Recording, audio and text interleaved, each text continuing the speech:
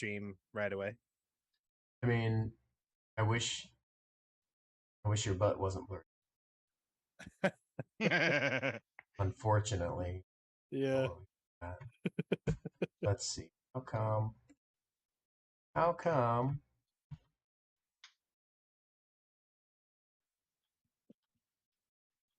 I blame the heat. Oh, that's Totally. why. Is it There hot we in New go. Jersey, Chuck?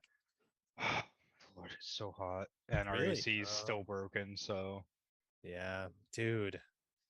Am I gonna? What's I feel like in New York and New Jersey, people's air conditioning is always broken.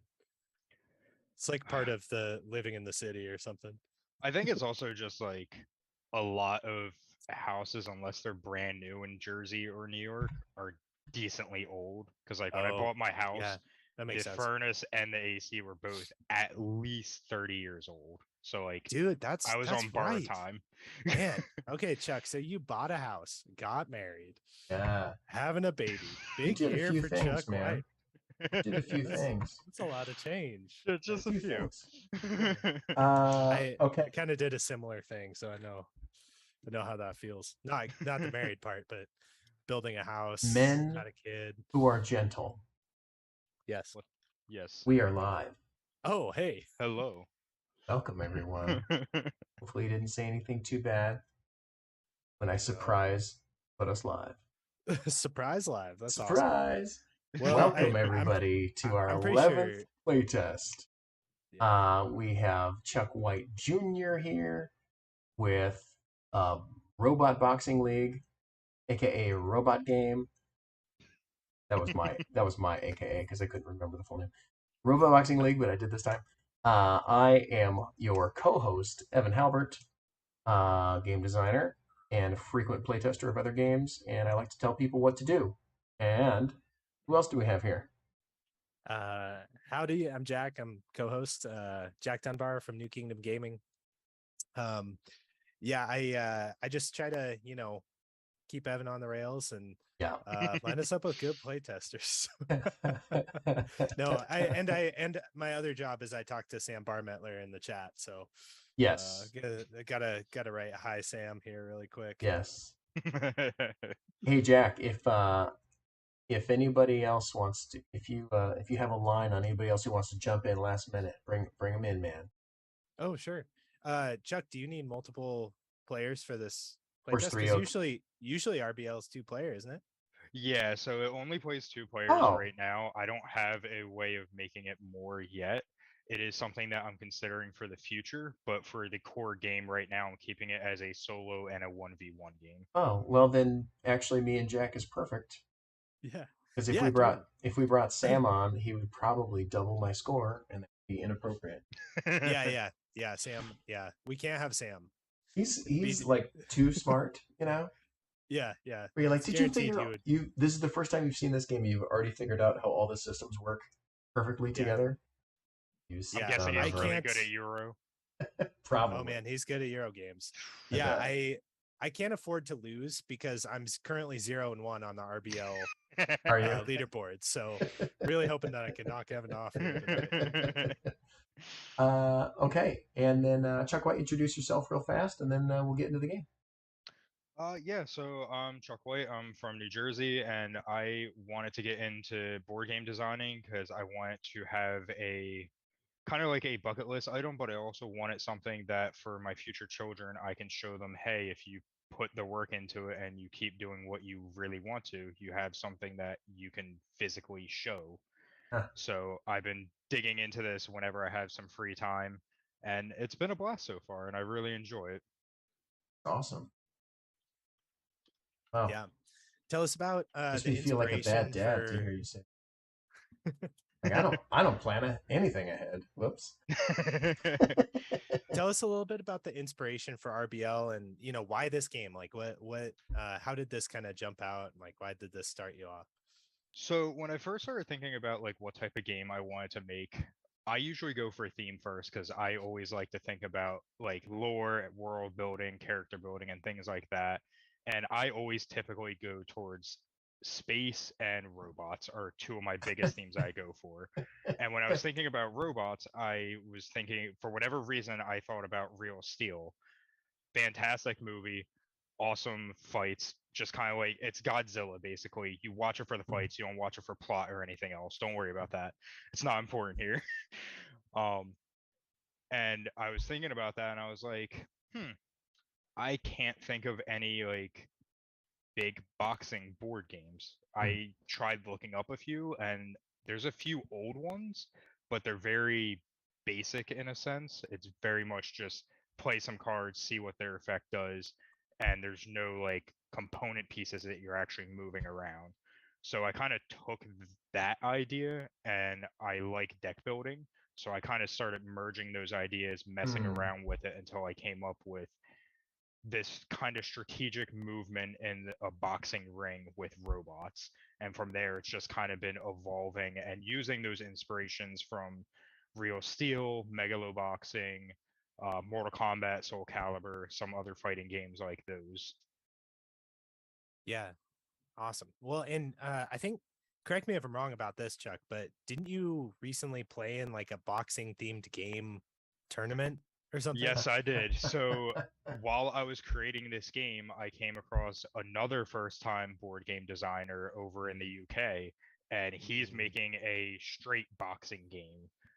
Very similar style, but completely different gameplay overall. And it was amazing how we both started around the same time, and both of our games went in two completely directions for it.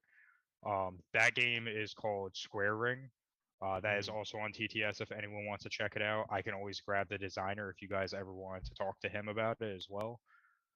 I highly recommend it. It's a very quick game. You could probably get an entire game in like 20, 25 minutes, depending on, your own play style and stuff. Unfortunately, I lost that tournament. Oh, okay. Well, have you? I mean, one last question, then we'll get into your game. But yeah, no worries. my last question: what was it helpful to connect with another designer who was designing around the same theme? Like, was that a useful thing for you, or as So a first timer, kind of in a a lot space of that's sort of first timers, niche? it can be a scary experience to learn someone else is making the same kind of game. Like, oh no. Right. yeah, I hear that a lot from people, and I kind of look at it as there's so many board games out there. There's always going to be something with a similar theme. As long as I focus on what my specific game brings to the table instead of focusing on what my competitors may or may not be doing, I personally feel like I'm okay.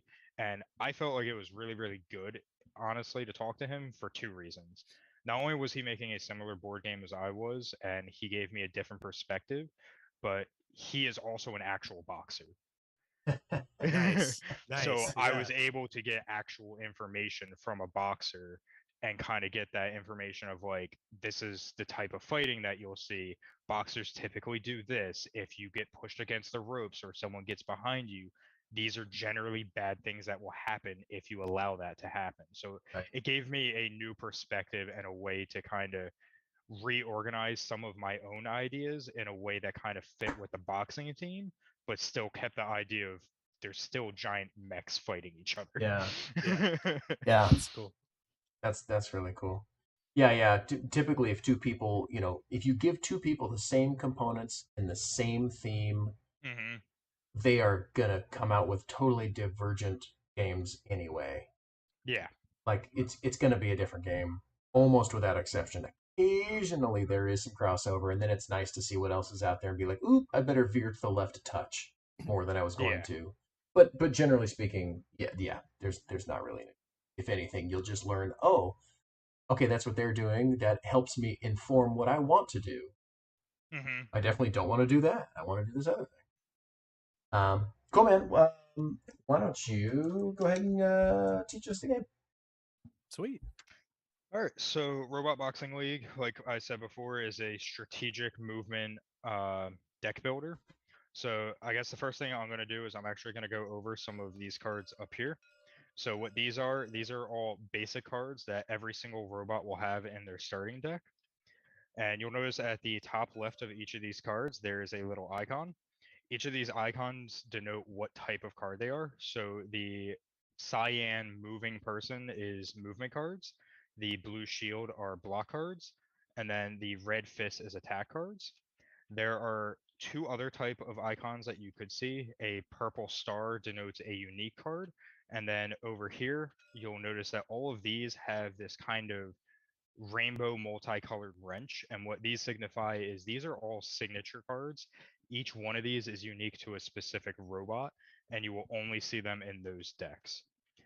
So to go over how exactly everything is going to work, once you pick a robot, each robot has its own specific starting deck, and you'll shuffle the cards and you'll draw 5 cards to create your hand.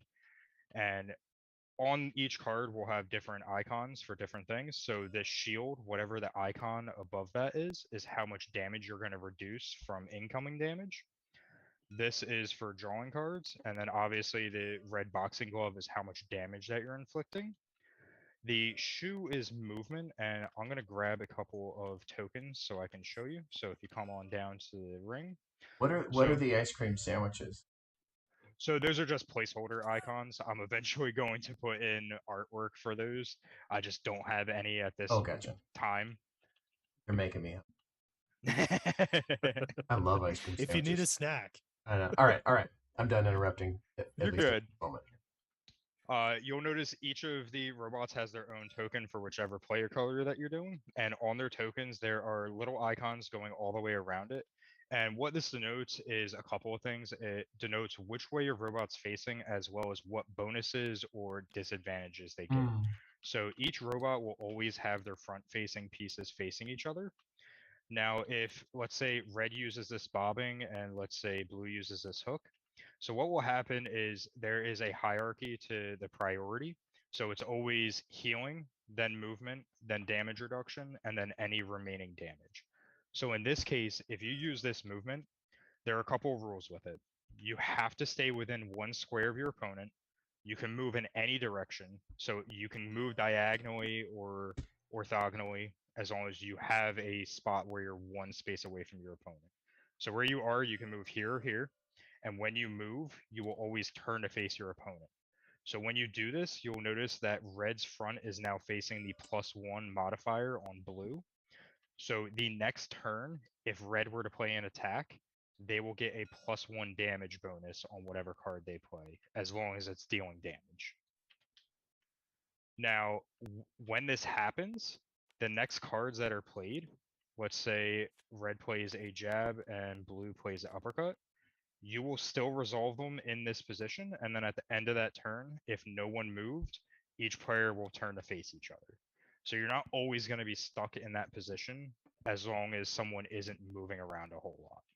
And the only kind of way to stop the movement besides that is if both players play a movement card at the same time, the robots kind of don't know where to go and they're kind of anticipating each other, so they'll just kind of stay where they are.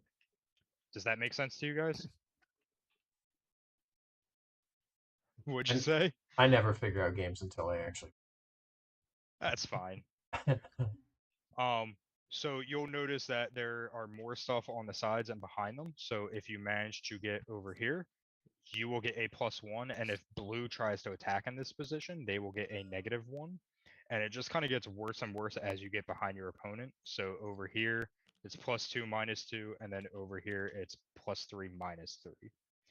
And then the icon with the shield with the claw marks, does that mean your blocks are less effective in that position? So that is more of a indicator to try and help you remember which person is getting that bonus. Oh, okay. So what that means is like at this angle, the attacker is getting this +1, whereas right here, the attacker is getting the +1, and whoever's defending is getting a -1 if they try and attack.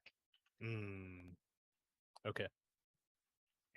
Now, the only other way of doing movement besides playing a movement card like this is basically being aggressive. And what I mean by that is if red plays a jab and blue plays this hook, you guys will resolve the damage, but because this hook deals 2 damage and the jab only deals 1 damage, blue is dealing more and is able to push the red robot back and advance on them. So this is another way of kind of forcing your opponent around the arena. And this is very important because in the case that you're on the outer edges of the ring where these lightning bolts are, if you get pushed back, instead of getting pushed out of the arena and being forced to reset, the entire arena has these electrified ropes around the entire arena that if any robot gets pushed into it, they're going to take some feedback damage from it. This feedback damage can't bring them down to 0, but it's going to become a nuisance if you can't get off of the wall. So that adds another kind of like strategic level depending on how you like to play these type of games. Sweet. The other thing that I want to mention is for jabs. So jabs work a little differently than every other card. And what I mean by that is usually when you play a card, you will play it face down. And then when both of you are ready, you will both reveal your cards at the same time. In the case that you reveal a jab, if you have any other jabs in your hand, you are allowed to combo those on top of the first jab. So in this case, you had 2 other jabs in your hand, you immediately play them. This jab combo is now doing 3 damage. And then for every jab after the first, you get to draw an additional card. So you get to deal 3 damage and you draw 2 additional cards just from this combo. And this kind of comboing also works if, let's say, you only played 1 additional jab and you drew a jab. Your next one, if you played it, as long as it's directly next to a jab, will count towards that combo. If there's anything in between it like this would have to be a new combo in order to get any additional draws or damage. Does that make sense? So if I play 3 jabs, am I drawing 3? You're drawing 2 cards. You draw 1 additional card for every extra jab from the first. I'll wait and see. Okay, no worries. And some cards will have different effects. Like you'll notice uppercut says if after jab, it adds 1 extra cell. So if it's just like this will do 4 damage. Or cards like hook, if you deal damage with hook, it allows you to turn your opponent. So that allows you to kind of get that strategic positioning. Cell. Cell is how much health that you have. So instead of calling it hit points and stuff like that to keep with the robotic theme, which I'll go over to the blue player board. So every robot will have these batteries. We're going to play a title match. So we're going to start with 4 batteries, and each battery has 5 cells within them. So as you start taking damage, you will start lowering the amount of cells in that battery. And then when it gets depleted, you will flip your battery. And when you flip it, it is now depleted. When it's depleted, your opponent will get 1 extra credit that they can use in between rounds to buy new upgrades and new techniques. However, if at any point all of your batteries are depleted, we are going to go into what's called the reboot phase. And what that is every robot has this reboot deck. It consists of 3 of these system failure cards, these red triangles, and 7 of these green refresh cards. And what you'll do is you'll take this deck, you'll shuffle it, and you're going to draw 1 card at a time and keep drawing until you either get 3 green or 3 red. So in this case, the last card is going to determine whether you live or not. So if you were to draw 3 red, your robot can't reboot and the game is over. In this case, because you reboot, there's a couple of things that happen. So first, one of your batteries breaks. It is no longer in the game for your robot, and then you heal the rest of your batteries. So you go up to the max amount of health for your remaining batteries. You gain credits equal to the amount of batteries left, and then we add another red card into your reboot deck. So every time that you reboot, there is going to be a higher and higher chance of failure, but obviously you'll be able to continue the fight. So you might be able to turn the entire fight around by rebooting. If, however, you get down to your last battery, once this last battery hits 0, there is no more rebooting. The game is over at that point. Your robot has taken too much damage, it can't sustain itself anymore, and it falls to its injuries. So just to summarize the health system a little bit, when you have 4 batteries at 5 health, you have 20 health. Correct. Essentially to start. Yep. And then you remove 5 each time you reboot until at the end there you have 1 battery with 5 cells, so you have 5 health if these were all flipped. And then Yeah, if you lose that, you're knocked out automatically. yeah. So that's when these are broken. So when these Okay. are broken, they'll be completely removed, and you'll see this X icon here. Gotcha. So every time you reboot, you're going to lose 5 maximum health. So you start the game with 20. Your first reboot, you'll go down to 15, then 10, and then your last reboot, you'll go down to 5. If you manage to survive that long. And survive means of your 20 or whatever your maximum is. What I mean by survive is when you do your reboot deck, if you manage to successfully reboot or not. So when you hit 0, you'll reboot and see if you can actually come back up or not. If you do, then you'll just keep removing batteries until you get down to that last one. It will make more sense as we play. Each robot also has 3 upgrade slots. So as we do rounds, you'll be able to buy more cards to add to your deck or upgrades to enhance your robot. If you buy a 4th upgrade, you just override one of your existing ones. Besides that, I will go over to the market area. So there's a couple of different things. So these 2 decks here are the upgrades, and you'll notice there is green and red. And what those denote is the green are basic upgrades. They're much cheaper and have some lower bonuses, whereas the red upgrades are more advanced. They cost a lot more, but they generally have really strong abilities for your robot. The cost is in the gray icon at the bottom right. Above it is the manufacturer that is actually creating those upgrades. So there are 4 manufacturers: Solaris, Voltec, Twin Dragons, and Komodo Industries, and each one is themed around a different type of upgrade. So Solaris is more defensive and movement, whereas Twin Dragons is more offensive. Voltec is more around health management, hand management, and rebooting. And then Komodo Industries is just kind of a catch-all manufacturer. They kind of make whatever they can for as cheap as possible in most cases. And then certain upgrades, like you'll notice on this defensive protocol, have a little card name at the top. So what that means is when you buy this upgrade, you automatically get that card added to your discard pile. And what we do for the game is we actually flip both of these, shuffle them, and the basic upgrades will all go on top. So we will always start the game with basic upgrades, and as we continue playing, you'll eventually start getting stronger and stronger upgrades. The deck next to it is the power cards. These are the cards that you can add to your deck. Each of these also have a card type at the top, just like the regular starting cards. Their effects will be on the left-hand side with additional effect text in the middle. And same as the upgrades, the cost is in the bottom right. So when you buy these, instead of going directly into your hand or the deck, they will go into your discard pile. I'm gonna shuffle these. And then this deck right here, these are our titles. What these are, they are basically objectives for each player to work towards. And I'm gonna try something new for this playtest to see how well this really works out for you guys. So you'll notice that the titles have different icons on them. So let's say that Red has this rolling boulder on his side. In order to claim this, he would need to play a block card and a movement card at some point in that order during his round.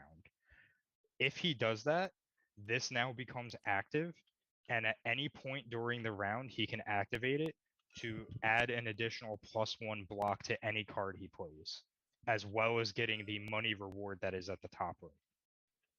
So this not only becomes a way of gaining more money, but it also kind of gives you a very quick incentive to grab this card and use it to possibly break through an enemy's defense or maybe block a potentially fatal punch. Some of the cards, like this one, you'll notice it will say rounds X to X. These ones are specific to rebooting. So when you reboot, if you have this specific title and you manage to get this set of cards, you will actually get more refresh cards and it will help your robot reboot faster. Any questions on these 3? Evan, do you have any questions? Yes. Okay. I will. No worries. The only thing that I want to add about the market phase is the way it's going to work is you will each draw 2 upgrades and 3 power cards, and you will each be able to buy 3 things each market phase. So out of those 5 cards that you draw, you can buy any 3. You can also buy any one of these cards up here for 1 credit, but that will also count towards your 3 available purchases. Did you say 3 upgrades and 2 power cards? 2 upgrades, 3 power cards. Oh, okay. So 5 cards total. Okay. Yep. So now to go over the robots. So starting from the left, the training dummy is kind of the most balanced and well-rounded robot. It very heavily relies on copying its opponent and using its variability to kind of go in whatever direction the user wants it to. It's not geared towards any one particular fighting style, so you can really make this go whichever way you want. Its passive is during the market phase, it actually gets an additional upgrade and power card that it can look at. So whoever's playing the training dummy actually has more options to choose from during their market phase. And its once per game ability is when it goes down to 0, you can just choose not to and stay at 1 cell. So just like most training people, they get hit really hard and they just don't go down, they'll get back up. The Viking is more aggressive themed. Almost its entire deck is themed around just hitting as hard as possible. Its passive ability is every depleted battery that it has, it will actually do additional damage. So if it has 3 depleted batteries, it'll do a ton more damage. So this is the type of robot that if you're fighting, you want to hit it as fast and as hard as possible so it doesn't get those bonuses. Especially because its ultimate ability is once it's activated, for 1 entire round, all of its attacks deal double damage. However, if your opponent reduces any of that damage, it does absolutely no damage at all. So it's an all for nothing kind of ultimate. The monk is more movement based. It has very low damaging effects, but it makes up for it by moving around the arena and forcing your opponent to constantly block or move in order to prevent you from forcing it into the walls. This one gains a additional damage when it only has 1 battery remaining. And then its ultimate ability is during an entire round, every time it moves, it'll heal 1 cell. The turtle is more defensive style and kind of healing. Very slow, has more defensive cards than attack cards. Very low attacking as well. This one is the first time that you get knocked back every round, all of your defensive cards get increased by 1. So again, very defensive style. And its ultimate is at the start of a round, all of its blocks will also deal damage back at its opponent. The trash, like its name, is it will recycle through its deck very, very quickly. So if you like deck builders where you can trash cards and go through your deck as quickly as possible and kind of filter out your deck to have a specific playstyle, this is the type of robot that you want to go for. His ability is every time that he needs to shuffle his discard pile, he actually gets to choose up to 3 cards he can leave in the discard pile, and he will gain money for each card that he leaves in his discard pile. And then his ultimate is for every card he trashes that game, he will gain 1 damage. So if you manage to trash 5 cards the entire game and then activate this, you'll deal whatever the card is that you play plus 5 damage. And the way you do that is by his signature move, which allows him to trash cards. And then finally is the Voodoo robot. The Voodoo robot is very, very different in that, unlike every other robot, his abilities and his signature card use his Reboot deck. So instead of having a strict it deals this or it does this, you draw a card from your Reboot deck, and depending on which card you draw, it will have different effects. And then every time he forces his opponent to reboot, he gets to draw from his Reboot deck and add a copy of whatever he draws into his own deck. So his abilities are very, very hit or miss. His is very luck based, but it can pay off depending on how you play. And then his ultimate is when he draws from his Reboot deck, depending on what he draws, he can actually repair some of his broken batteries. which currently in the game, this is the only way to repair broken batteries. Okay. And I Cool. think that is about it for right now for rules. If I think of or remember anything else I didn't already say, I'll let you guys know. I know it's a lot.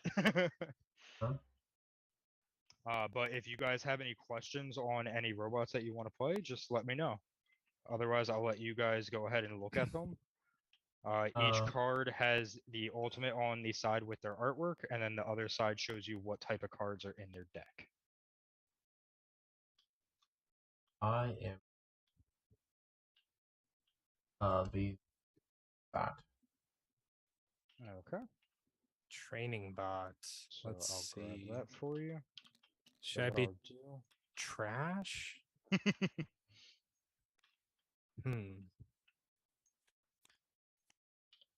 And the top card of each of the starting decks, you'll notice has the little ice cream icon that you like so much, Evan. Yeah. That is your ultimate card. I generally have everyone keep that in their hand so that they can remember that they still have their ultimate ability. That is your ultimate ability for your robot. I put it in my hand. Yeah, this way you don't have to like constantly look at your board for it or flip any kind of card. It's just in your hand when you're ready to use it. As long as the requirements on the card are there, you can play it and activate it. Is so trash. Mm-hmm. Okay, so when shuffling your discard, you mentioned how can I trash? Oh, I trash with the special card. Yeah, so his signature card, I'll bring you over here real quick, is Refuse Punch. So it only deals 1 damage, but when you play it, you have the option of You can trashing trash. any 1 card from your hand or your discard pile. I'll play trash. Okay. And does Refuse Punch count as any one type of card played? Yes, so that is a good thing to remember. So any signature cards count as wilds for titles. So let's say you're missing this dodge card for Bunny Tap, you could play a signature and then 2 attacks, and that'll work for your title. And let me grab this deck for you.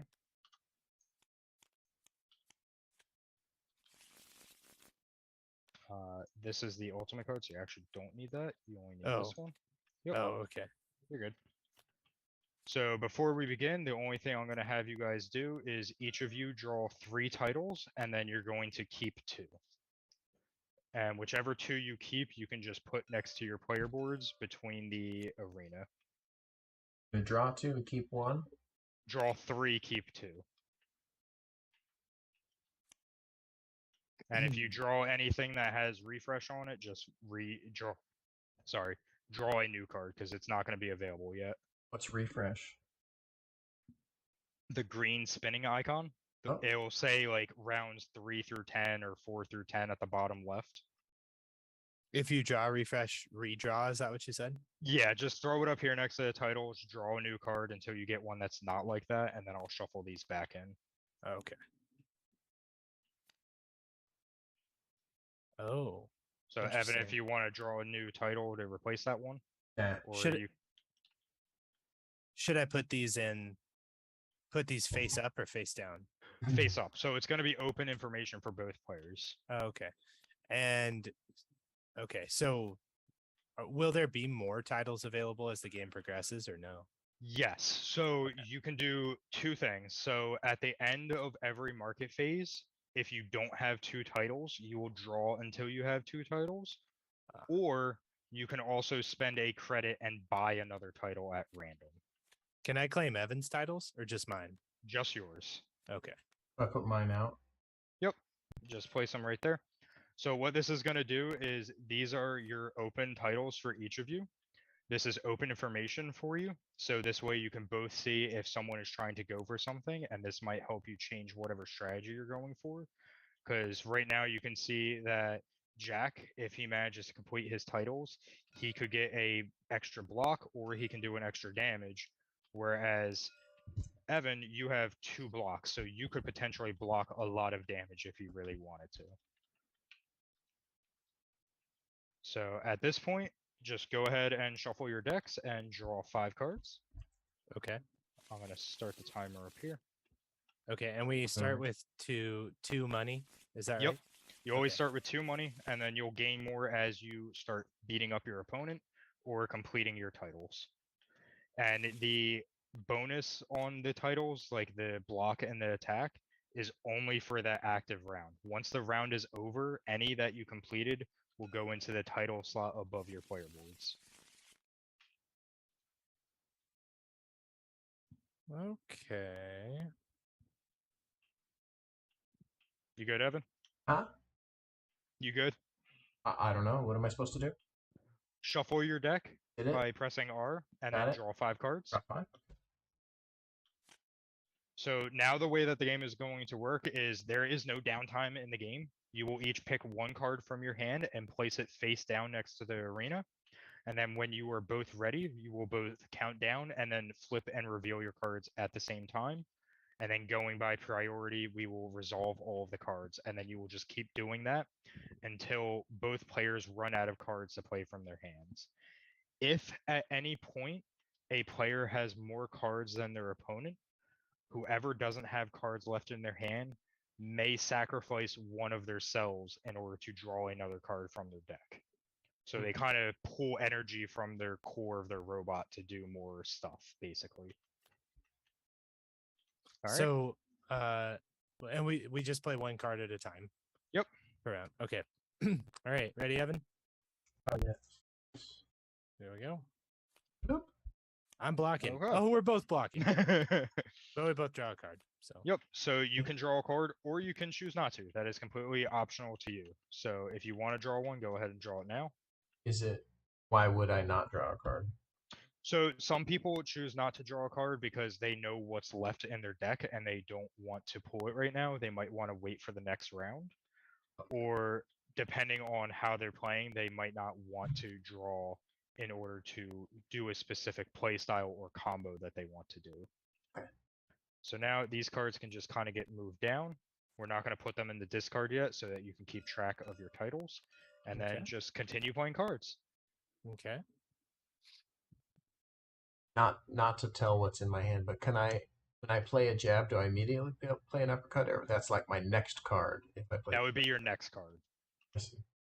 So the only time that you will combo cards like that, where you play multiple from your hand, is jabs if you have multiple jabs in your hand, or the card specifically says Oh, wait. you can play multiple of this. Yeah. Oh, wait. Now, this multicolored icon is a wild, right? So Yes. that will work to satisfy title requirements. Yep. Okay. So your signatures will count for any icons on titles. Gotcha. Okay, ready, Evan? Yes. Okay. Hook. Hook too. Okay. The refuse punch, but then I get to block because of this title, right? So you Block can 1. choose to use that right now if you want to. That is completely up to you. Oh, yeah, I'll block. Okay. And so then I can trash a card, right? yes. So whatever card you're trashing, throw up here, and that will be your trash pile. So we'll keep track of that. So Okay. what will happen is his hook is doing 2. You're blocking with 1 for your Spartan, and you're dealing 1. So you're essentially both dealing 1 damage to each other.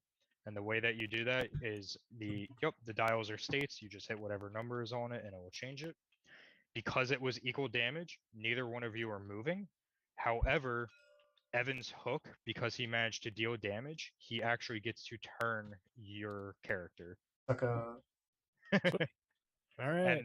And then because you completed your Spartan, you are going to get 2 bits. Nice. And that will immediately go into your title area. Cool. And then, yeah, just continue playing. All right. Ready, Evan? Maybe.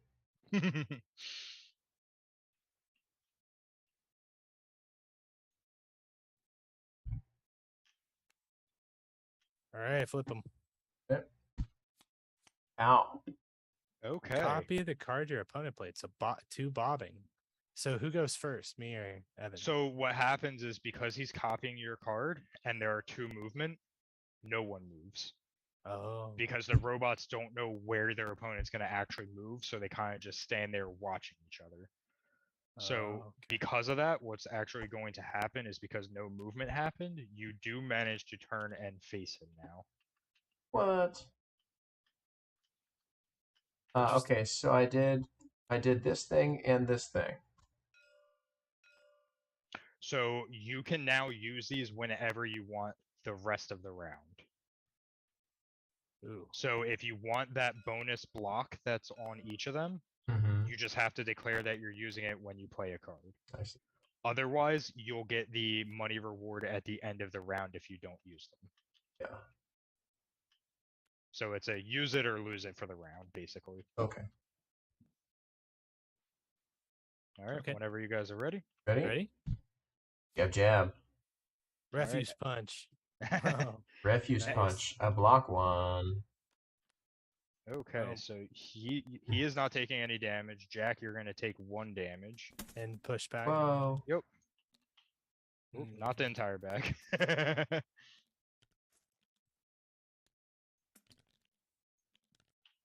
All right.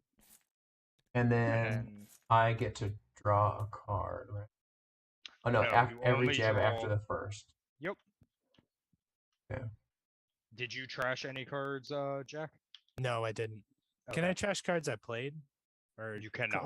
only cards in my hand. Okay. Hand or discard. Okay. All Sweet. right. Oh wait Ready? a minute. Did I punch you into a corner? Yes, you Yes. did. Oh, fancy. All right, ready? Boom. Uppercut. Uppercut. Okay. I I like hit it. you for 4. Mm-hmm. So Evan deals 4 damage to you. Do you want to use your remaining title or do you want to hold it? Yes. Okay. Is there a benefit to holding it? No, not unless he plans on playing something else that may or may not do more I damage. use it. Okay. So it depletes one of my batteries. So I Yep. take 2 damage. You took 4 damage from me. Yeah. And However, and I Jack- punched you into the wall, so you take an extra Mhm. damage. Yep, so you take 2 extra damage, Jack. Okay. All right. Did you get your 4 bits from your rapid fire? 4 bits? Oh, I Yes. can't read. That's okay. I'll grab the extra 2 for you. So there's your money for that, and then because you depleted his first battery, you will also get an additional bit. Okay. So now, this is the tricky part. So now, Jack, you don't have any more cards to play, but he still has 1 more. So do you want to sacrifice 1 cell in order to draw another card? Or do you want to take the risk and see what he plays? Yeah, definitely. So I'll go down to 2. I'll draw a card. All right. You took 1 damage Yep. Yeah. to draw. And you can only do that when you're out of cards to play when your opponent has more cards.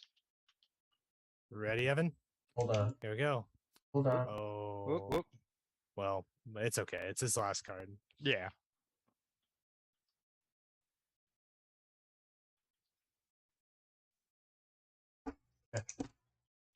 Zip.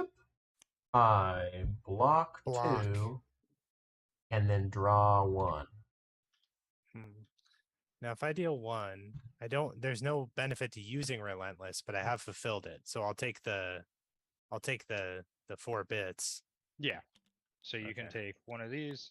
Yeah, I took a Yep. 3 and a 1. You already took the 3? Yeah. Okay. Okay, cool. So that's fulfilled, but I'll use it later.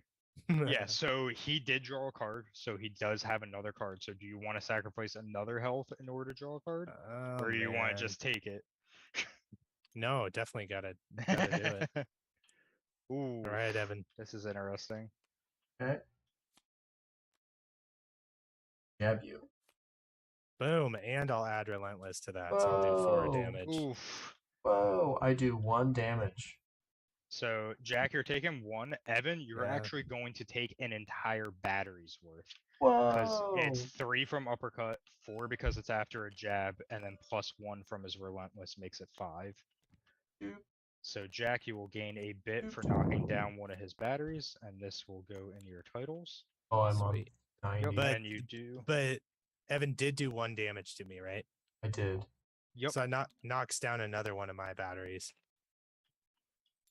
Oof. Okay, and that looks like it is the end of round 1. So you can collect all of your cards and throw them in your discard pile.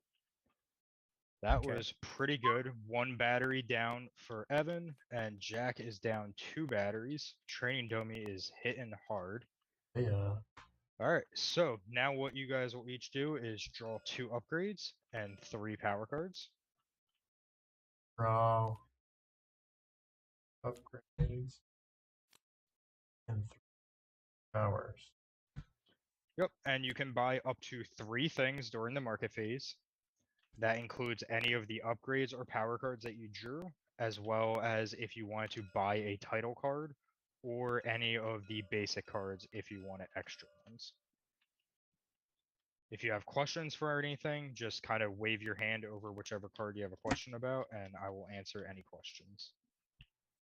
So I can buy cards and they cost bottom right. Yep. Power cards will go into your discard, and upgrades will go directly onto your player board.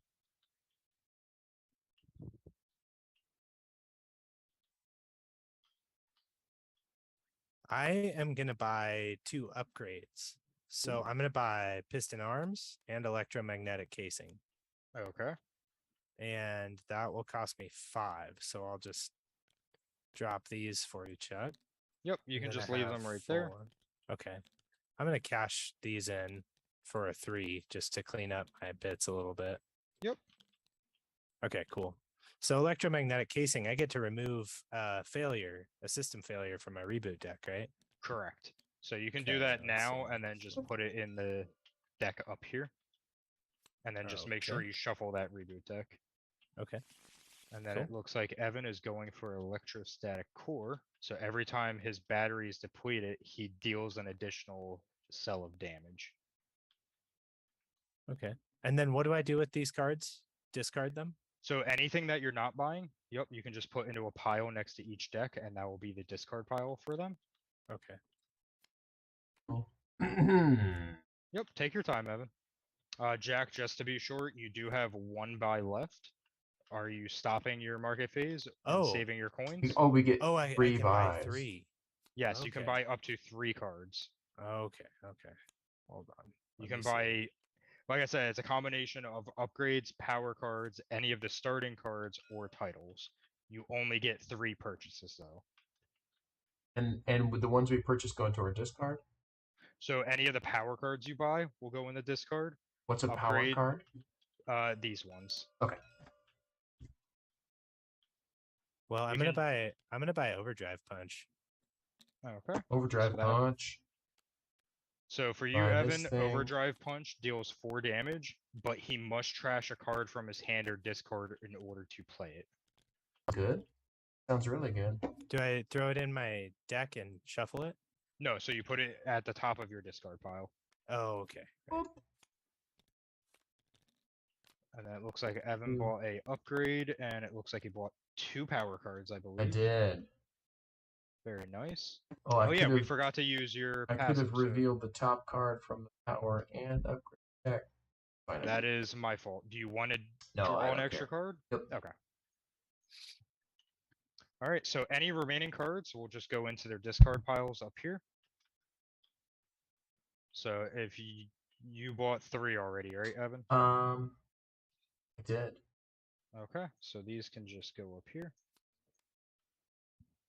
All right, and then to end the market phase, since neither of you have any titles, you will each draw 2 titles from the top. And then, of course, anything that says rounds at the bottom left, if it says that, just replace it. Yep.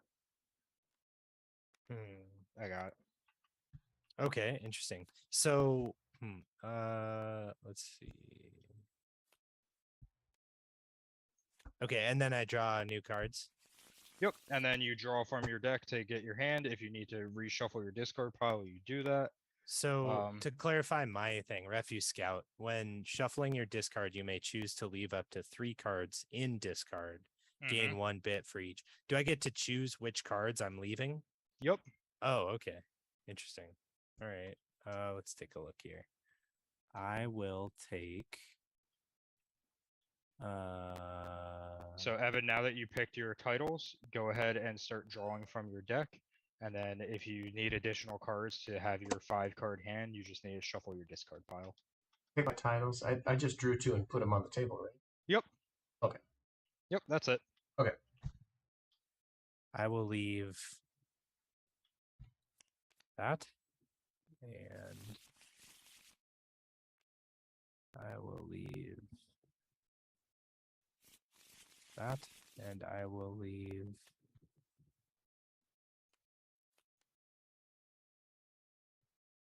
I'm leaving cards in the discard. Oh, was that an option for? No, so that No. is the trash's special Oh, ability. fancy. Okay, cool. Okay, I'm just gonna leave those there. So Okay. I take these, and yeah, okay. Yep, so they stay in the discard pile, and then just draw your remaining cards. Looks like Evan already has his cards. Okay, ready to go. And we are on round 2, so I'm going to move this round tracker. And then you guys are good to just start whenever you are free. Cool. And then just don't forget your upgrades. So Evan, just FYI, Jack has piston arms. So once per round, he can declare this and add 1 additional damage to any attack he does. And then his electromagnetic casing, he got to remove a failure from his reboot deck.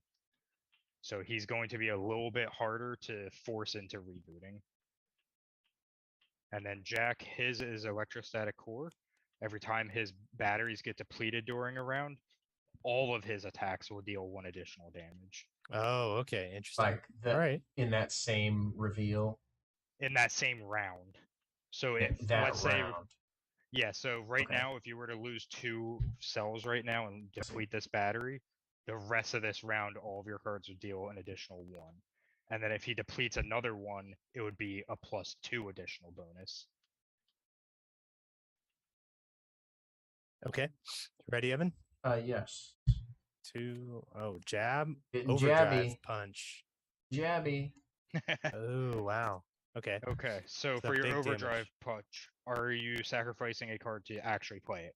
Yes, I'm gonna Get rid of get that rid junk. of. I'm gonna get rid of this bobbing here. Okay, so go ahead and put So that goes up here. in my trash. Okay. All right, so he trashed that. He's going to deal 4 damage with that. And then your jab, you are dealing 2 damage. 2 damage. And actually, I'm gonna give him the old 1/2, and I'm gonna deal. I'm gonna give him the power punch and the old 1/2. I'm gonna deal 4 damage. So you can't do the 4. power punch because you don't have a signature card out. What? So this is the only difference, is the signature card has to be required if that symbol is there. So it's a wild unless wait. Sometimes it's a So wild. if you play a signature card like this, it counts as a wild for any icon up here. But if the icon on the title is the signature icon, then it requires a signature card for it. Okay. Sorry about that. I should have been more clear on that. You can do the old 1/2 if you want to. I will save that. Okay, so I'm just going to make that lower to note that you have that. So you're taking 4 damage, Evan, and then Jack, you're taking 2. Now, does this thing kick in for this round or no? So this will kick in now that you're about to deplete a battery. Okay, so I take 4 and Jack takes 2. Yep. Mhm. And then because he dealt more damage, you're going to get knocked into the corner. You also do get to draw a card since you played a second jab. I already did. Okay. So Okay. you should be at 3 cells with a depleted battery.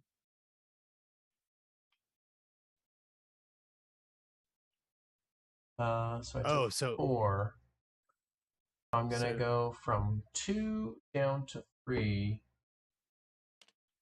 And I get a bit, right? Yep, you get 1 bit. Oh, you already gave it to me. I did not. That might have been from last round. I think I spent all my bits. I haven't given you a bit yet this turn. Huh? So, do we get an extra bit from something? That used to be an old rule that I stopped using.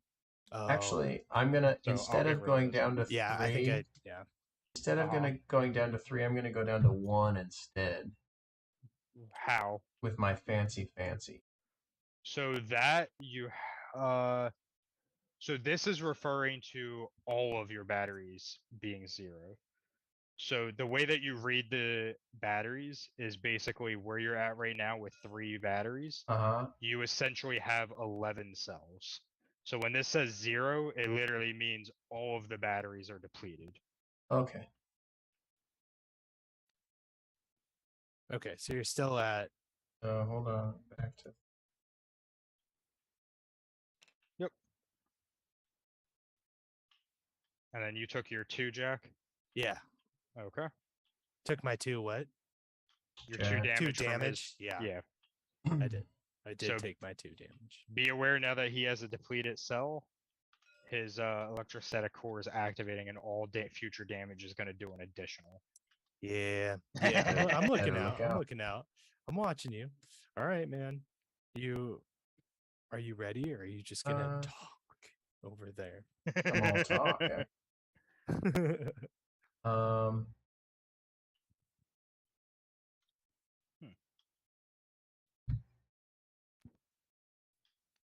Okay. Flip them. Bobbing. Oh. Nobody moves. All right. Yep, nobody moves. Okay. But I do get this. Yep.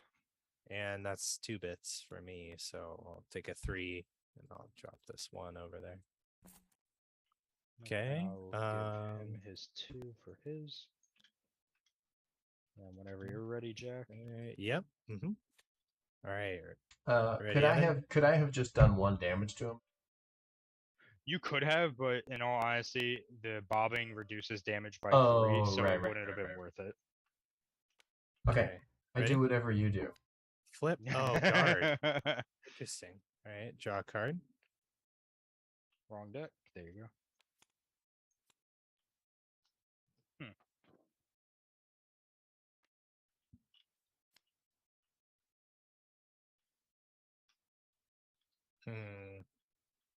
All right, Evan. Mm-hmm.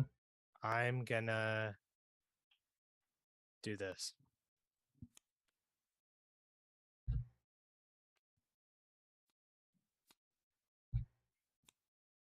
Oh Flip. boy. Shovel hook. 3 ignores blocks. Yeah. Ooh. Wow. I'll do 1 damage with my refuse sponge. So his is actually going to do 4 damage because of his electrostatic core. Right. Yeah, and that ignores all blocks, even if I use my title. Correct. Okay. So yeah, so I'll take 4. You take 1. And then this So comes down. I lost a battery. Yep. So he gets a bit for that, and he pushes you back. Boop, boop, boop, boop. There we go. Is Evan are you using that old one too? that I you have? guess. No, I'm not. Okay. Oh, he's saving it. Saving it. Cool. All right. So I'll play this. He is pushing you to the edge, Jack. Right. I know. You better look out. Coming for you. So. Okay. All right. Ready? Yes. Flip them. Hook. Hook. Do you have any more jabs that you're playing, Jack? I don't. Okay. I don't. I am going to use my piston arms though. That's it. So that'll add an additional damage. Okay, I'll add it. Right? Man, okay. Actually, So, I'm already doing 3 damage. Yep. Yeah, you are. Yeah. I'm So Evan, you'd be taking 2. And yes. Jack, you'll be taking 3. Okay, so I'm down to 6. And he 6 is going cells total. to push you into the Yikes. corner. And he also gets to turn you because of his hook. Yeah. Oof. So you are in a bad predicament right now. So you hit Yeah, for it's brutal. I hit you for 1 more. Or you wait. I hit you for 1 more. I'd hit you for 2. Yeah, and you hit me for 1 more too, because Right. of your cell thing. But did you use this? I don't think you used I this. did He not. did not use it. Yeah. No, I mean because of the angle that we're at, I do an extra damage. No, so you just turned him from the effect of your hook. Oh, okay, so what does it do when he's angled like that? So the next card you play, if it's an attack, it'll get that bonus, which is which is that +1 right there. so I will do an extra damage. Yeah, for your next card, if Got it's an attack, yes. Great. And All right, Evan. it's probably not an attack. Flipping it. Oh, uppercut. Oof. Oh, boom. I'm Uppercut. after a jab, Uppercut. and I'm going to use both analyzing and onslaught. So Okay. I'll add a block. So I've got 3, The damage. 4, 5, 6 damage. 6 7. damage minus 7 minus 1, so it's only 6 damage. Which is going to take me exactly down. Do I still deal damage to him even though I drop? Yes. So you do still deal damage. So you're still going to deal 4 damage to him. 4. Okay, so I So go you down will to deplete one of his batteries, and that'll give you a bit. 2. However, because of your electromagnetic casing, you basically automatically reboot the first time. And I do extra damage to you. I do plus this one, and I smash you into the wall. Yes, but because you already knocked him out, there's Oh. not going to be any additional damage. Oh. So he's going to automatically reboot because of his electromagnetic casing. He's going to add a reboot failure in there. And then he is also going to gain 3 bits for the remaining batteries he has. Oh, interesting. So I get bits for just rebooting. Yep. Okay. And then Evan gets a bit for breaking your last battery as well. And then did I collect my bits for this? I did. Did I collect my bits for this? 6 You did bits. not collect your bits for that. Sweet. 6 bits is cool And with then, me. Where'd you get 6 from, Evan? Because I dropped him 2 batteries. And... Oh, I gave you those 2 bits already. I'm sorry. Oh, okay. There you go. Alright, so you guys should be good on your money now. So any titles that you completed, go ahead and throw in your title group. And then go ahead and throw your cards into your discard piles. Okay.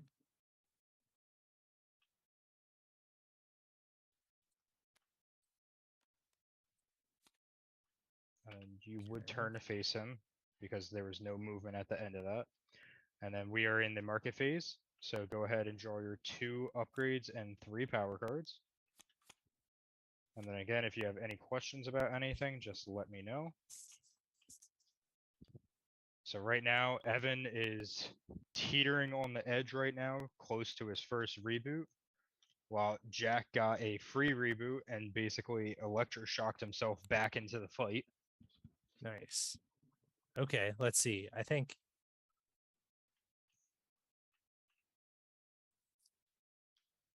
I will take... Now, I will mention for you guys, since I'm seeing something, both of you guys have unique cards, the purple star power cards. Those do not count towards any titles. Because they don't fit into any specific theme, they will not count towards any titles. So that is just something to be aware of. And that's also because they generally have really powerful abilities tied to them.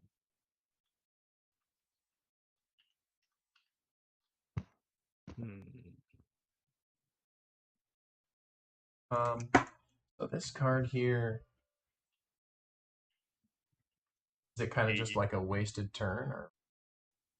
It's kind of a wasted turn, except it empowers one of your future cards. So you may or may not be taking damage when you play it, but that also means a future card that you play will get enhanced by what the effect says. Which for you, combined with your electrostatic core, not terrible. How many rounds do we? So you either play until someone gets knocked out or until the end of the 10th round.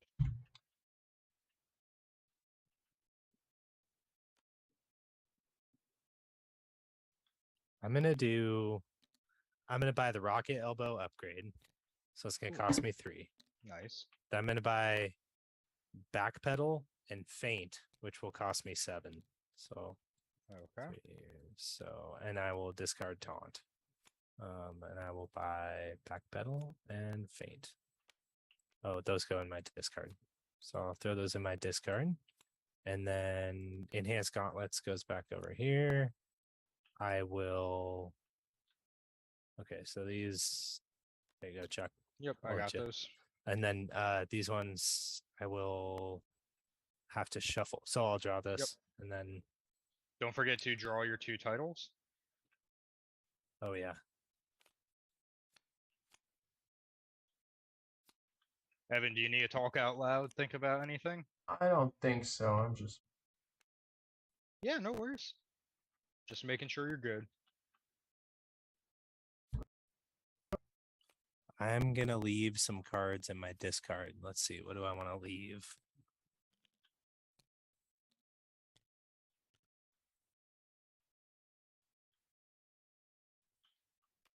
I probably want to leave.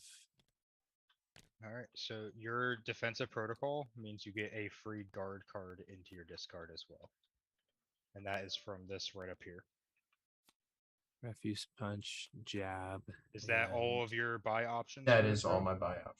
Okay, so those can go into the discard pile, and then you can draw your 2 title cards. So I'm gonna collect 3 bits for. Oh, that's how I got 3 bits before.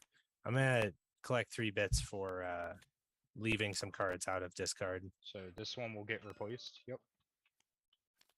So I'll flip those, group those, move. Did you already collect your those. money for that, Jack? I did. I just did. Okay. Yeah. Yeah. And then so shuffle these. I'll draw 4. Yep. Okay. So what this is if you had 2 of these upgrades attached to your robot, you would get this title.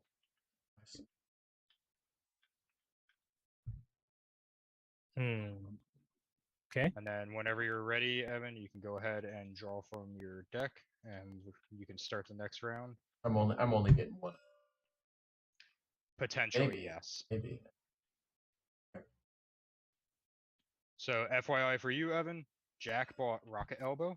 So 1 attack per round that manages to push you back, he can push you back 1 additional space.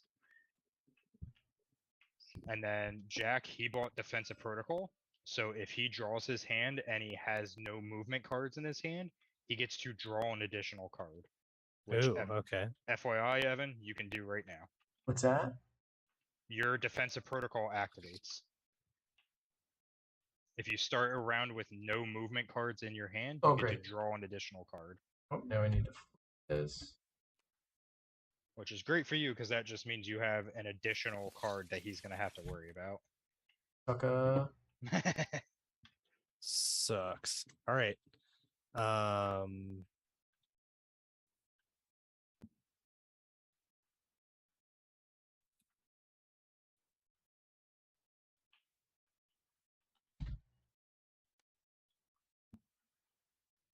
Yeah. Okay. I'm gonna do this. Ready? Flip Oh, him. I'm gonna do a feint. Bolo punch. You may play Okay. any onto this card after you. Oh, that's really So I'm gonna do that, and that activates my Lightfoot.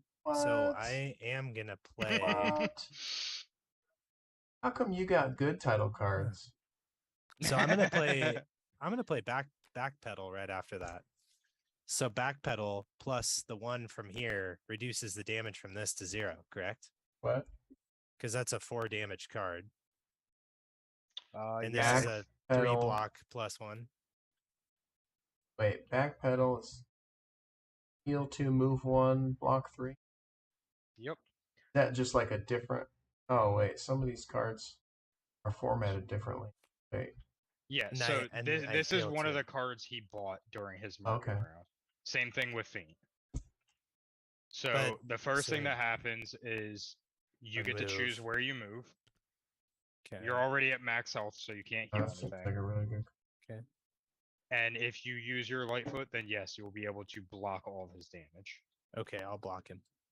Two All right, blocks. so make sure you get those 2 bits from your title. Okay. So I did not make.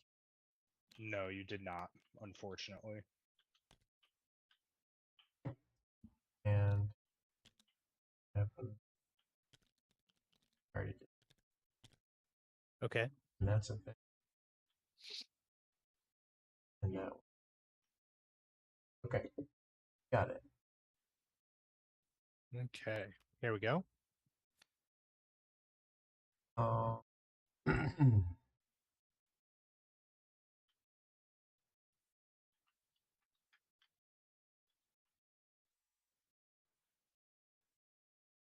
So he did not get that bazooka yet. And then Evan's fortress is still waiting to be accomplished. And Ready, remember, Evan? you don't have to go for your titles. All right, ready? There Yeah. we go. Overdrive punch. Oof. Boom. Okay. So 4, and I'll trash this jab here. All right. Pretty good. All right. I will so do his 2 overdrive damage. is dealing 5, but yeah, you only have 2 remaining. Jack, you're gonna take 2. That is going to Okay. push Evan back. Do you want to use your rocket elbows? But I do. Okay, so that's actually going to push Evan all the way to the back corner. I think I want to use my piston arms too, because why not? That's up to you, but he's already going down to 0. Oh, so he it's is? not Oh, going to do never anything. mind. Never mind. I will Nope. use rocket elbow, but The won't only use it. difference is if Evan wants to use his ultimate. He can either use it now Gotcha. or he can wait until the next time he goes down to 0. So Evan, do you want to use it or do you want to wait? Wait, what? So you're now at 0 health. No, right? I've got 0 2. cells. Wait, why did you just take away 2 health? Because he dealt 5 with his I already took the overdrive. 5. I thought you were at 2. When we started, you were at 2 cells. I was at 2 cells plus 1 of these. You Yeah, dropped so a battery. that means you only have 2 cells left in this last battery. Oh, that's not an extra. No, that's not an extra. That's the last one. So essentially, whatever value is in here is whatever the value of the topmost green battery. So this battery only had 2 left in it.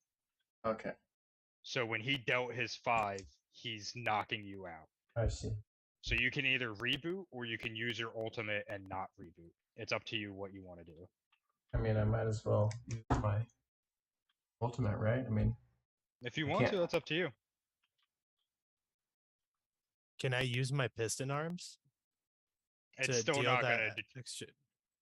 It's still not gonna do anything because it Oh. would still be as if he was going to 0, and then his ultimate ability activates. so I see, just I go see, to I see. 1 and. Yep. And Okay. then your So does that mean ultimate I is only used. took 1 damage or no? It essentially means you took all the damage, but no matter what, you just stay at 1. Okay. Did you take my 2 damage that I did to you? It looks like he did.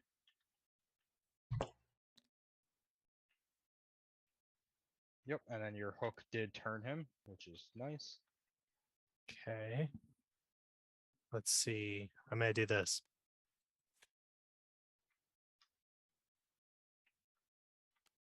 Hmm. Ready? Yes. Boom. Hoo-hoo-hoo. Oh, geez. All right. Well, that Okay. uppercut will knock Evan out. It'll knock him out. However, he's doing 4 total damage because of the angle. Yeah, so that drops one of my batteries. So how many bits do I get for knocking him down? So you get 1 bit for knocking his battery down. Okay. That's all you're gonna And get from then- just destroying his battery. So and this then- battery will be depleted. He'll go down to Okay. 0. And he So you- also gets a bit for knocking one of my batteries down. Correct. Okay. So now what happens? Yep, I already gave you a Oh, bit okay. for that, but that's fine. So now what happens is just shuffle your reboot deck and then draw 1 card at a time. Take your fancy damage. 3 damage? Yeah, I did. Yeah. 4 damage. How many of these do I do? So you draw 1 card at a time and flip and reveal. There's the first. So that's a good start. Okay. Go ahead and do the next one. Yeah, that's right. Oof. Go ahead and do the next one. I mean, Alright, am I so like deciding whether to keep drawing or? you always draw until you get either 3 green or 3 red. 3 So of in a this kind. case, you drew 3 green, which is Mhm. great. That means we add another failure into your deck. One of your batteries breaks. You go back to full health, so all of your batteries recharge. And then you will gain 3 bits for your reboot. And then we just continue the fight. So all of Okay. these will go into your reboot deck. So now the next time that you reboot, your chances are going to be a little bit higher of failure. And the reboot Oof. tech gets. Yes. And because you also dealt more damage with your machine learning, you are also going to push him back. And Jack is going to turn to face you now since no one moved last turn. Okay. And then, yeah, okay, I'm gonna play this. Um, I didn't realize you were out of cards already. I am. Yeah, it's lame. Okay. All right. okay. Oh, Block 2, card. draw a Oh, card. we both blocked. Okay. Okay. Card. I will do this. Ready? Yep. Boom. Uppercut. Machine learning. Uppercut. Okay, Nice. so his machine learning is going to copy it, but because he did have a depleted battery previously, +1. yep. So his uppercut is going to do 4, unless And you do my anything uppercut, else. my uppercut does 3 + 1 for piston arms. Okay, so you each And- deal 4 damage to And each other. I'm actually going to use my fortress. Ooh. Okay. So he's going to reduce that damage, so he's actually only going to take 3, which will cause you to get pushed back against the ropes. Okay, and I'll take Uh, 4 damage. Yep. Okay, so that drains another battery for me. Yep, and I'll give that bit to Evan for him. Okay. 4 for. Oof. And then he has 2 cards. So, Yes. So you can decide to sacrifice what little cells you have remaining in your battery, or you can take it. you bet I'll draw a card. I'm gonna. Okay, so if I, do I? Can I do 2 to draw 2 cards? Nope. You can Okay, just only one. do 1 cell for 1 card. Okay, so I'll do this. Ready, Evan? Yes. Boom. Refuse punch. And Darn. he Okay, blocks it. does no damage, but I do get to trash. I can trash from my discard, right? Yeah. Evan is going strong. He is really going for that KO on you. Trash a guard. Okay. Actually, no. I'm gonna trash a refuse punch. Okay. There you go. Do you want to sacrifice another cell? He still has 2 more cards to play. Yeah, of course. Okay, ready? Okay. I am. Okay. Ready? Oh, Am. Boom. oof. Overhaul. That's 4 damage. Yeah, except I block 3. Yeah. And I move 1. So by moving here, I actually reduce your damage. Correct. How So is the that so? movement happens first, then the damage reduction. So he would reduce it down to 1. And then because of the angle you're attacking at, Evan, you Mhm. also get reduced by 1. So you deal no damage off of it. Wait. So I'm dealing 4 to start with. Yes. Okay. His bobbing reduces it by 3. Yes. And then because he moved here using his movement, you have the negative modifier of -1 damage. Got it. Okay. He still has 1 more card though. So Oh, geez. do you All want right. to? Well, I'd have to go through my discard. Where do you want to take it? I'm just gonna take my chances on this one. Okay, so go ahead, Evan. Go ahead and show what you got. It's 1 damage, Is which is reduced by 1. Is it a jam? Jab. Nice. Well, don't forget, you actually get a +1 because you're electrostatic. Oh, it's 2 damage. Take 1 damage, sucker. Yeah, so you still take 1 damage. And then I did push take you. 1 damage. Yep, and you do push him. And then because neither one of you moved, you will turn to face him. Whoa. Okay. Sorry. Okay. And that is the end of round 3. Double check, Jack, or not. Whoops. Oh, sorry. I was just making sure if you were able to get bazooka or not. I don't think you did. No, I wasn't. Yeah, I did check that, and I wasn't able to All get good. So that just means you get to Um, keep Bazooka for the next round. Same thing with his Frankenstein. You actually get to keep that. If you want to replace either one of these titles, you can buy a title during your market phase and just replace it if you want Oh, to. this blocks up my 2. Yeah, it basically holds one of your spots unless you replace it. you can pay. Do you have to pay to replace it, or you can just replace it? So since this is something new, I'm gonna go with once a market phase, you can replace one title card for free. Oh, okay. So I'll do that, and we'll see how that plays out for you guys, because I feel like that'll probably be better for you. So now we Okay. do this thing. Yep. So you can go ahead and do that. Whew. All right, and then when Jack is done going through his discard, you guys can go ahead and draw your upgrades and your power cards and buy what you want. So Evan, you can get started on that while he's doing that. So I'm wondering about the order here. When I shuffle, my discard would be okay. So what I should probably do is buy, and then I can do, Yes. So because I wouldn't be shuffling yet. correct. Anyway. Okay.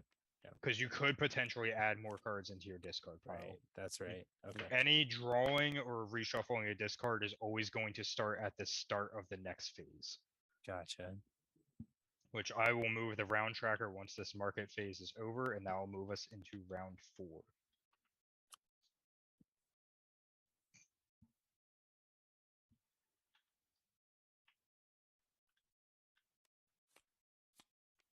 Did not like either of your upgrades, Evan? Well, I already have 3. Yeah, no, that's fine. If I get rid of electromagnetic casing, does that add a system failure back into my Oh, I reboot was deck? supposed to. It I does was supposed to get 3. Oh, interesting. Hits So into the round. any cards that are added to your deck or removed from your deck by the effect of an upgrade, if you replace that upgrade, it will not change any of that. That is still a permanent effect on your robot. Okay. Interesting. Well, I think I want to buy 2 upgrades. I want to buy a Tesla coil core and carbon fiber base. Oh, are you going to replace your upgrade? Yeah, I'm going to replace electromagnetic casing. Yeah, But if I you want to have- replace any of yours, Evan, Once you per can. round after. You make And I'm going to replace one piston additional arms. Really? No, I So don't want. Tesla coil core One attack per round makes is going to add some system movement. There you go. reboot cards. Cool. Jack's going for that. I'm gonna make you work to make me lose.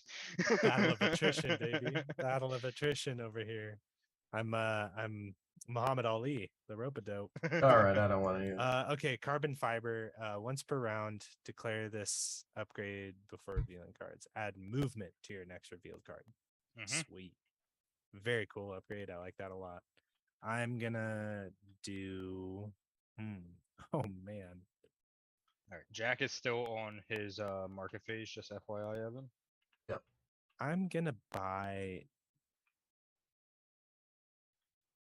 How'd you get so much money? Clinch. I didn't really spend any money. Because And Oh, at the yeah. end of every round, I get 3 more. How much was that? That was 8, right? That is 1, not 3. Huh? That is 1 bit on the recycler, not 3. It says gain 3. At the end of each round, gain 1 bit. It's the icon in the dead center below the text. Oh, okay. Sorry, I'll make a note for that. That it's a little close to the cost of the card. Okay, in that case, I do buy this other one. Okay, so Chuck, did I pay already? Did you take my bits? I did You not didn't, touch did any you? of your bits. Okay, so 3, 6, 8. There we go. Okay, so I can't buy anything else. Well, I could buy a jab, couldn't I? Yeah, you can buy any of these cards here, or How much- you can how buy much an do they additional cost? title. 1. Oh, they're all 1. Titles and all of the basic cards are all 1. They just count towards your 3 available purchases. Hmm. Oh.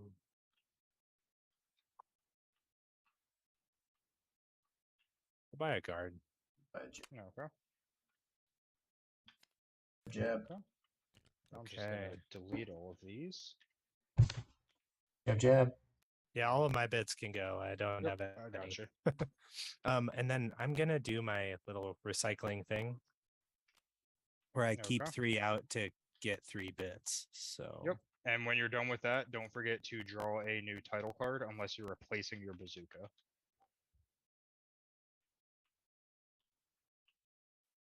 And while he's doing that, Evan, how are you feeling about the match so far? You seem to be really kicking his butt right I now. guess. What's now? What do these do? So these are titles that are based off of you rebooting. So if you reboot and you draw 3 green cards in a row, Yeah. you'll get this one. Whereas if you reboot and you draw a green and then 2 system failures, you'll get this one. And what do I get when I get that? You get more refreshes for your reboot deck. So Okay. for surviving the reboot and getting these specific combinations, your robot basically energizes its own core and is able to basically reroute its own power so that it can survive longer. reduce. Okay, so then I get to draw 5 cards. Yep. Sweet. And don't forget, Jag, your ultimate you have to declare before any cards are played. Right. Yeah. Okay. And you are currently against the ropes, so just be aware of that. Sweet. Don't worry about it. I'll go next. I love it. All right. Ready? Yep. Boom. Boop. Gonna guard. Yeah, Oh. Are you guys like reading each other's minds? That's like Yep. the 3rd time that you've both played It's guards. It's weird. I don't Starting know. off light. I'm gonna play. Ooh. I'm gonna play this. Ready? Shovel hook. Faint. Ooh. Oh, what's the shovel hook? I ignore 3 your damage. defense. Ignores blocks. Well, I'm gonna do this. I'm gonna play backpedal, so I get to heal 2 and move. Oh, So I'll and block. heal 2 and then move over here. So that But was your heal. That was your movement. You ignore my blocks, right? Correct. ignore your However, he still gets the negative modifier from the way that you're facing him. So he is only dealing 2 damage to you. Okay. However, it is still going to it's still gonna push you. Okay. It deals how much damage to me? 2? 2. Okay. And I unlocked Rolling Boulder. So Okay. I'll get the bits for that. 2. Wait, Sam said. Oh yeah, What what up, he said. Sam? Oh, where? In the chat? No, he sent me a PM. Oh, I see. Oh, nope, this isn't Republicans. Oh no. Okay. Naughty. Naughty. Okay. 2 bits. You're a naughty one. Okay. Wait, what am I doing? Oh, I'm taking 2 damage. That's You're right. taking 2 damage. Okay. Okay, cool. All right. And now I'm this guy, but I'm still not facing the correct direction, right? Correct, because he was able to move around you, and then you basically elbowed him in the face and pushed him towards the ropes. Yeah. You ready, Evan? Oh wait, couldn't I have attacked your or ignored your movement? Do you want to activate that? Yeah. It'll add 1 additional damage. So basically, you would still face him. You ignore that movement from him, so he would still move. Oh. You just wouldn't be stuck in that position. Ignore movement just means I don't. So what? Go on. Tell me, what does ignore movement mean? So what that means is he'll still do his movement, but instead of you being stuck in this position, Yeah. you instantly turn to face him. Okay, great. I'll do that. And you still deal enough damage that you're still going to push him. So Jack, you take an additional point of Excellent. damage. Oh. Dang. Okay. Yeah, he's got you close. Okay, ready? Hold on. Hold on now.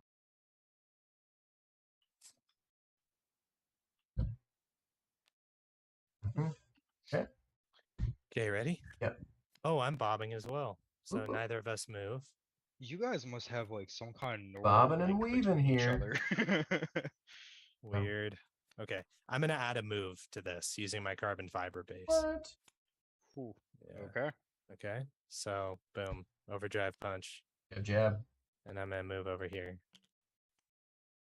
And I'm also gonna use rocket elbow. What? All right. So Boom. first, make sure you trash a card to activate this. I will trash discard card. So his is going to deal a total of 5 damage to you, Evan. Whoa. I'm just dealing 2. Yep. So Jack, you're taking 2 damage, which is going to knock you down. However, because he's using his rocket elbow, Evan, not only is he pushing you forward, he's also going to push you into the wall.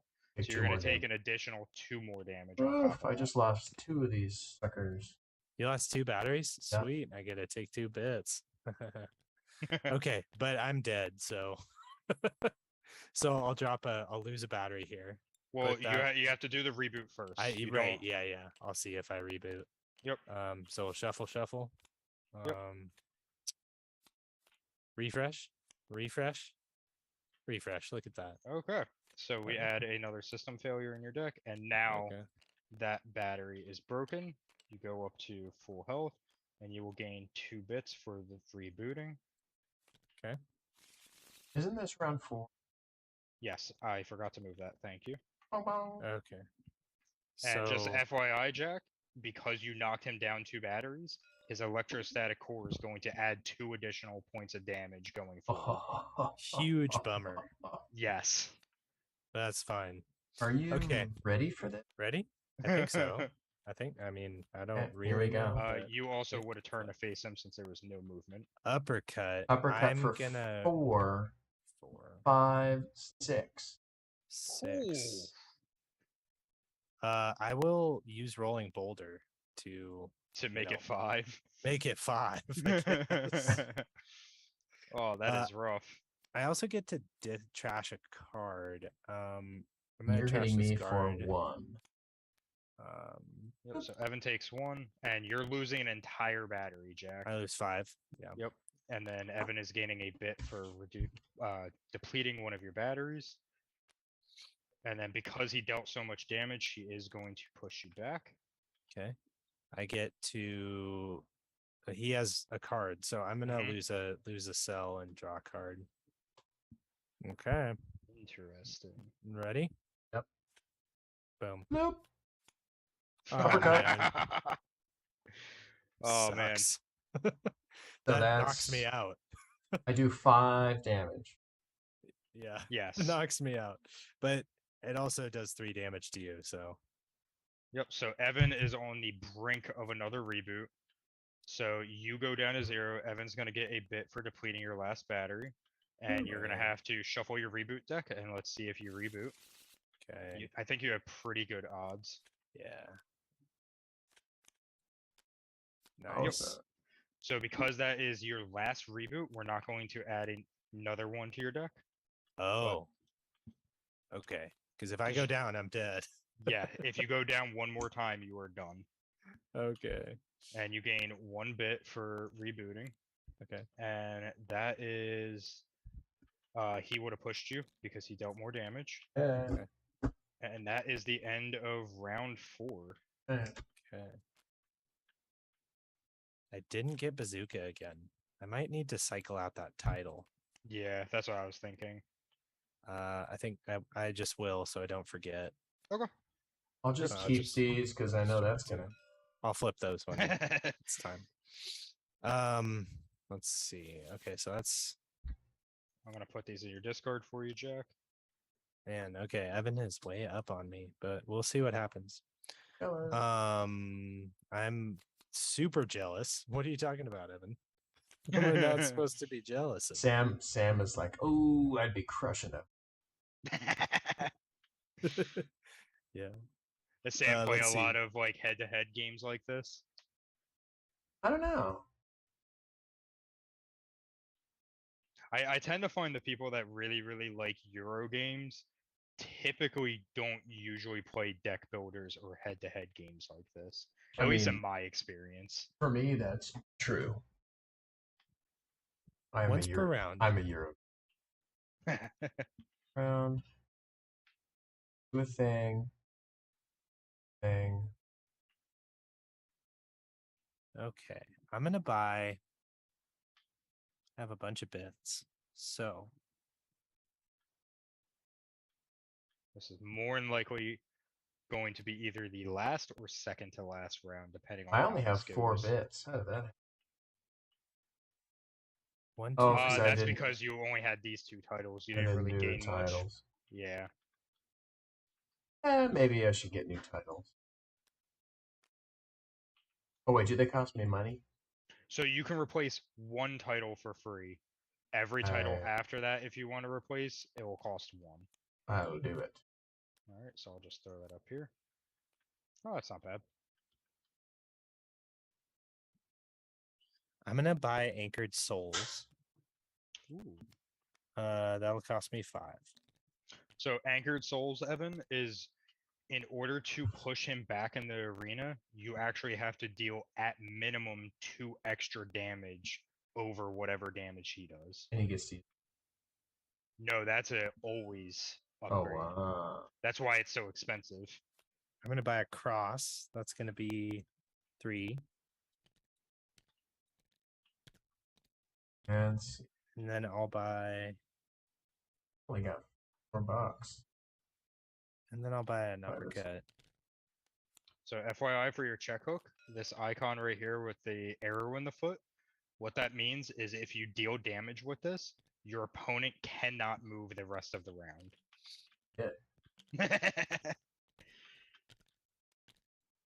If you need me to delete any of those credits, let me know, Jack. Yeah, take all of them. Okay. Yeah, can you delete all eject? Yeah, yeah, get rid of those. All right.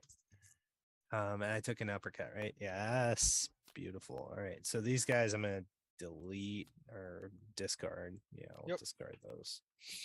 I get to Okay, draw a freebie. I'm gonna. Okay, what are my titles? Jawbreaker and Watcher.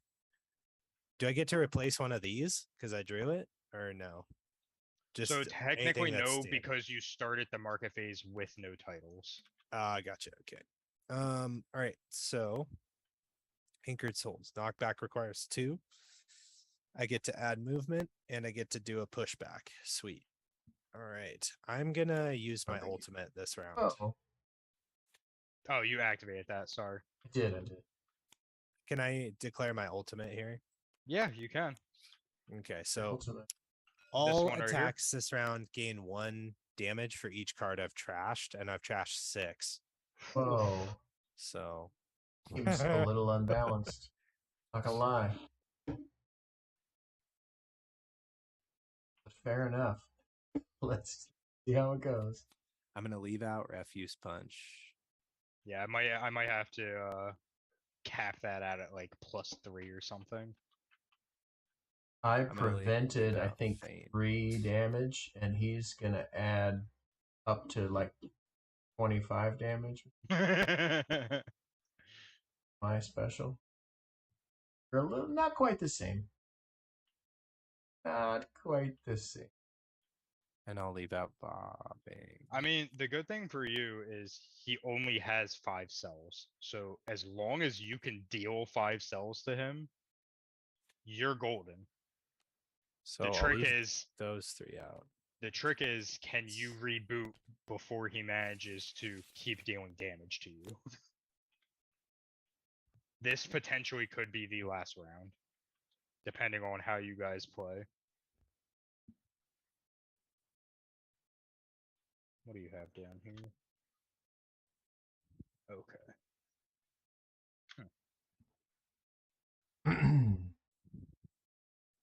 Yes, I played this. Okay. I'm gonna do this and I'm gonna add movement to it with my carbon fiber base. And movement. So I'm gonna move over here. Oh. Oh well. Yeah. Okay. Flip I it. ignore your movement. Oof. What you got? Alright. Oh, I'm gonna do 3 damage. I must And- discard a block from my hand. Yes. Dang. Yeah, so that Okay. goes into your discard, and then you have to trash a card to use your overdrive punch. Well, I will trash my refuse punch.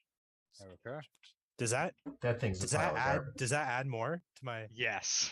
Wow, awesome. So I do 11 damage. 4 plus 7 is 11. Well, I take 1 damage, and the rest is ignored. And then his overhand is going to deal 3. 3. Ooh, So you're very close to going down. I know. You are getting pushed, Evan, to the ropes. But before you start flipping these, before you move that, Oh, okay, undo it. Okay. shuffle your reboot deck and draw from that. And let's see if you survive. You have a pretty good chance of survival, so you should be good.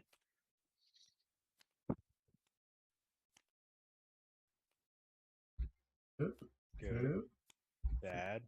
Alright. Oof. Hit or miss, hit or miss. What you got? Okay. Ooh. So he survives. We're I gonna add didn't meet another this. failure. You did not, unfortunately. Oh, go ahead. Let's just go back in the deck.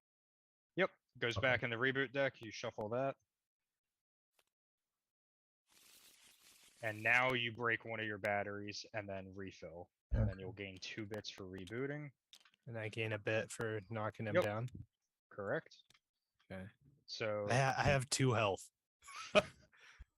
I thought you Evan's said. got 10, so I thought you said can 3 deal bits 10. for rebooting. So it's 1 bit for every battery you have left when you reboot. So the first time that you reboot, it's 3. The second time you reboot, it's 2. Gotcha. The third time and last time you reboot, it's only 1. All right, Evan, you ready for this? Almost. I'm gonna do this. Could we have a potential double KO here? No. I mean, basically any card he plays is good. If he plays a 1 damage card, then no. Right. I've been curating my deck to make sure that's not the case. Carefully trashing stuff. All right, what do you got? Boom, backpedal. I also backpedal. Oh, So you actually nobody don't move. moves. I do So- heal though, Yep, you do heal. So you're at 4 now. Oh, that doesn't help me. and then block. Okay. I mean, Alright. the good thing for you, Evan, is your electrostatic core does Oh, give you that's- an additional damage. All right. So let's see what you got.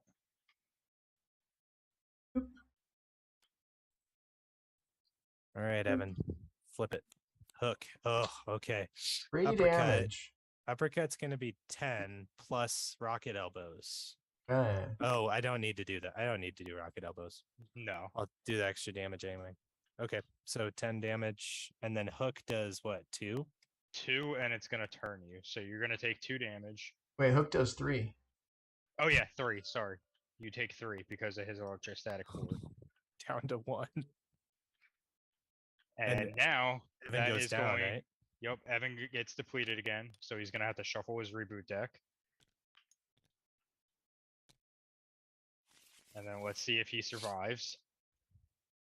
Because now, if he survives, now he's going to do an additional +3 because of his electrostatic core. Wow. I'm very intrigued to see how this turns out. Mm. Oh, not bad. Bless you.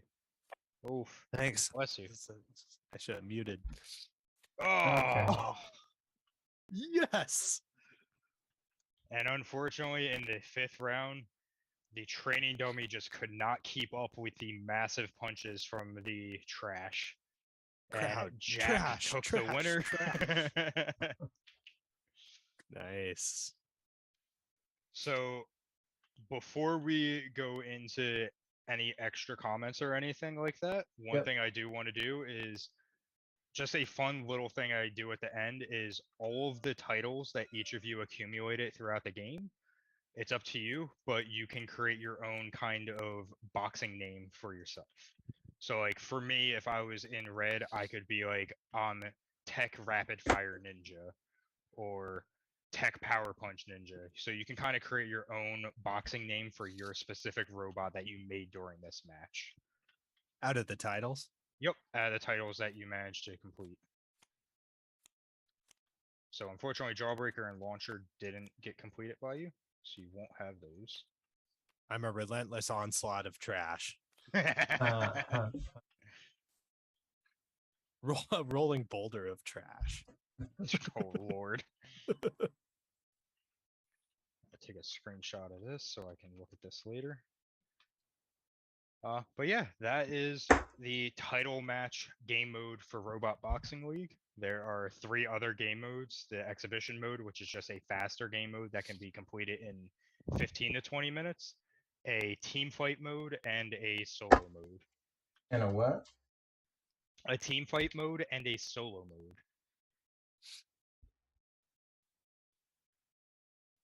And there is a 7th robot incoming. I just haven't created the assets for it yet. Hmm.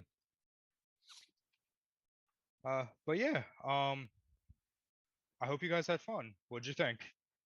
I've got notes. All right. Let's maybe start with. You want to start, Evan? Sure, With sure, and feedback? you can be nice on the back end. Okay. No worries. This is Evan's whole thing. It's the shtick. Okay, so you have got so many one-off rules to remember. There's a lot of rough edges to lop off. So many one-off rules. If there's 2 move cards, then nobody moves. If it's the last reboot, then you don't add a triangle. Let's see. You can take a damage to draw a card. That one, I think, if it gets used regularly enough, is probably like actually reasonable. Yeah. I think that one's actually like useful for.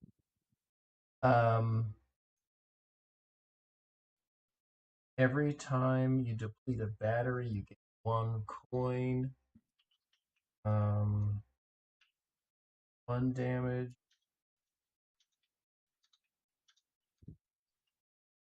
There's a few others.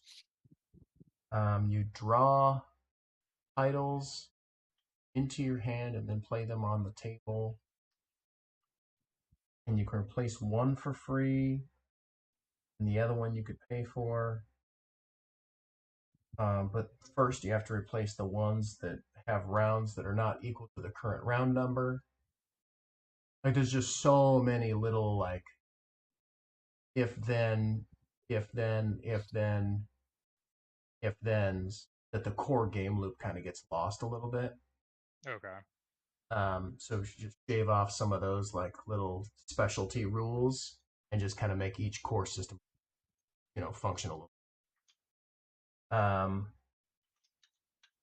Terminology took me a little while to figure out what the heck was going on, which is just kind of a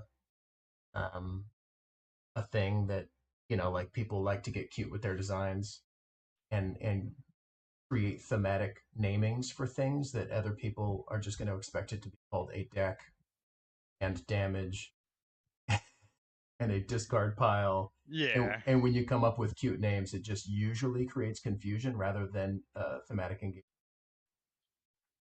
Yeah. Do you mean like cells and battery life in particular? Right. Or were there any Okay. other specific things that kind of stuck out? I mean, that one, there was a heat 1 cell. I didn't know if that meant take a damage or gain a damage. What thing? Heat 1 cell was written on the Oh, for card. your ultimate. Yeah, no, what you're referring to is this one. Once per game, when you would go to 0 cells, stay at 1 instead. No, there was wording heat 1 cell. Heat 1? Yeah. And I was like, I don't know what that means. I don't know what heat 1 Oh, you're okay. talking Yeah, I about. don't know. Maybe it was just on a card, or maybe I misread it. Yeah, I'm So not sure. But so the terminology can kind of get in the way of understanding gameplay.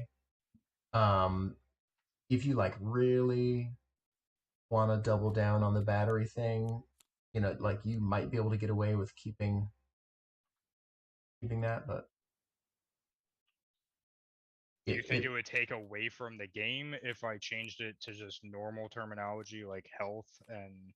I don't think so, because robots take damage too,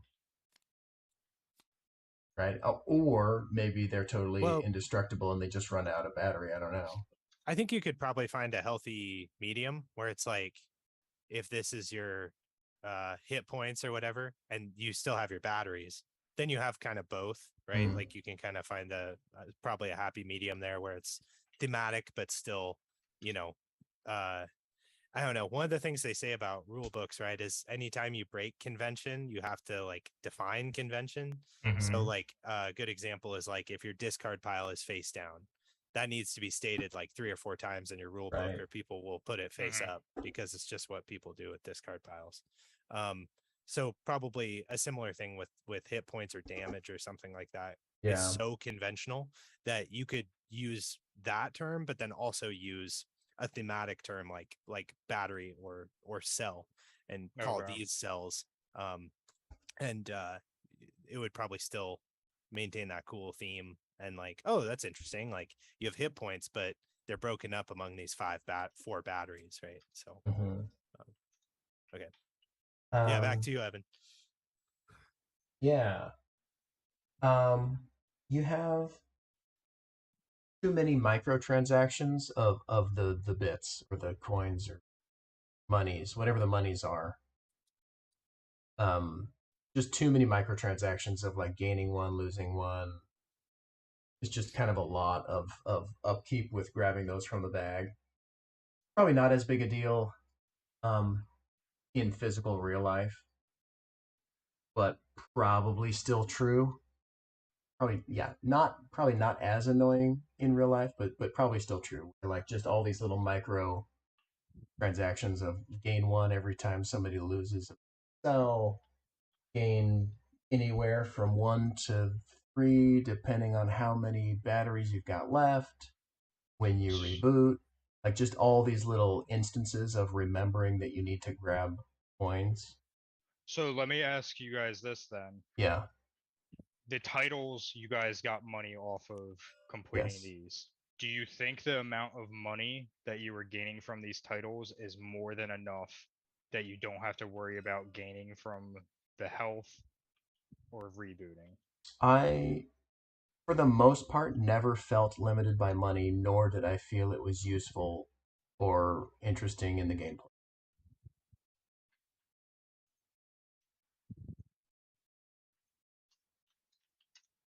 So yes, Okay. I felt that I got enough. I think yeah, I would second that, in that I do think that that is a fiddly thing that could be easily removed, the like the battery money and the rebooting money. um and you could probably get away with it now with the balance that you have on the title cards. Okay. And yeah, I mean, maybe a solution too would be starting with more money, because I think, didn't we start with 2 bits, or did we start with Yeah. 3? I don't You remember. started Yeah, with 2 bits. maybe if you start with 3 or 5 or something, that kind of evens out. But yeah, I think that that would be a simple sort of fiddly bit to remove, Mm-hmm. slash No, that Um, makes rules sense. exception. what's the reason you went with these title cards, other than being able to read through at the end? I mean, that is kind of fun, right? That's a little bit of RPG touch at the end of the game, Hmm. where you're like, I'm telling a story about what just happened, which is kind of cool, right? That's one thing that differentiates Yeah. from all the other battlers. So, so I actually really like that. But aside from that, why do you have these titles? What purpose are they serving for you in your design other than giving money? So besides giving money, I wanted the titles as a way of kind of giving a player who may not know exactly how they want to play around a kind of direction. Like, hey, if you don't know what you want to do for a round, here are titles that you can use that you can work towards, and you will get something if you do it. So Mm-hmm. potentially you could have someone that doesn't know what they're doing, Mm-hmm. and they could go for this cautious card. They know for a fact they need to play an attack and a block. Whereas, like, let's say Jack has played 5 games, he knows how to play, he knows all the cards. Even though he could get his rolling boulder, he sees an opportunity of, I could potentially go for a different strategy or a different route in lieu of this title card. So it's kind of a way of giving you more avenues and allowing you to, if like I said, if you don't know where you want to go, this gives you an extra option. In my mind, it kind of confuses and distracts from the core game loop, and just gives you like an extra deck to fiddle through, in a game where you already have quite a few stacks of cards laying around. So in my mind, I'm not convinced that they're worth the mental overhead of existing in the game. Um,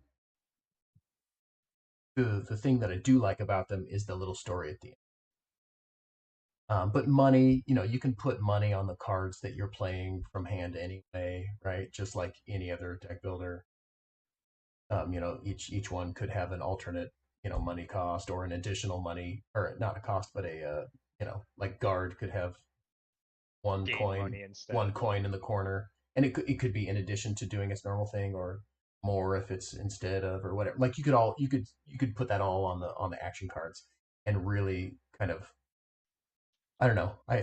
One of my big I have I don't know why, big design opinions is that if you can whittle down from like 87 decks to one or two decks, do that. There's just a lot of card management going on, and it's a lot of overhead that's distracting from an actual fun core game. I think. Um, let's see. The manufacturers is another thing that if it's gonna be in the game, you've got to make it more relevant. It's a piece of information that is a thing that you have to grok and understand is there, and maybe at some points track. Just like if it's there, make it relevant. Yeah, it could. Um, I actually made a note about manufacturers as well, Chuck. I think, um, You could you throw them know, on the card. If you hook and you have and you have a part from this manufacturer, then your hook does +1 or whatever it is. right? Yeah, like the power cards are also the same color as the upgrade cards. So like if you use this move card, it's a Solaris upgrade if you have a Solaris upgrade. So yeah, I mean, the thing I wrote about it is you can go up or down with the complexity with the manufacturers. Going up in complexity, I think would be adding set collection or linking them to power cards, like Evan said, where they're like a modifier for those powers. Okay. But going down in complexity, what I could envision would just be using them as entirely as flavor. It's just Mm-hmm. it's just like, this is a blue, this is from Solaris, and like, it maybe says it somewhere on the card, but it's like very clearly just flavor in the final art. And because there are only a couple of upgrade cards that rely on that information anyway, so you could probably get away with not having those and still have plenty of interesting options that you can use for Yeah, upgrade cards. yeah. I mean, right now they were more flavor text than anything, because, like you said, there's only 4 titles that use it. I could probably just remove those titles as well, but they were mainly there just for flavor. Yeah. Additionally, that title that I drew actually was just a feel bad as well because I didn't happen to have those upgrades. So yeah, I think it'd be cool to integrate them into the cards, since it's part of your vision, having these different manufacturers and it's part of your world. Like, I like little sneaky, thematic integrations. So Ooh, Evan, you know what? yeah, That could be a cool now we're designing your game, Chuck. right. But that could be a cool replacement for titles. Like the power cards have manufacturer tie-ins and upgrades, and then there's a real push and pull between whether you buy upgrades or power cards, and it Right, gives you more attention between those upgrades where it's like, yeah, but I'm kind of like Solaris heavy, so maybe I should right. like keep pushing into that. And every time, yeah, if Um, you're for every Solaris upgrade you've got when you play Hook, you get 2 bits, or whatever the tie-in is. hmm.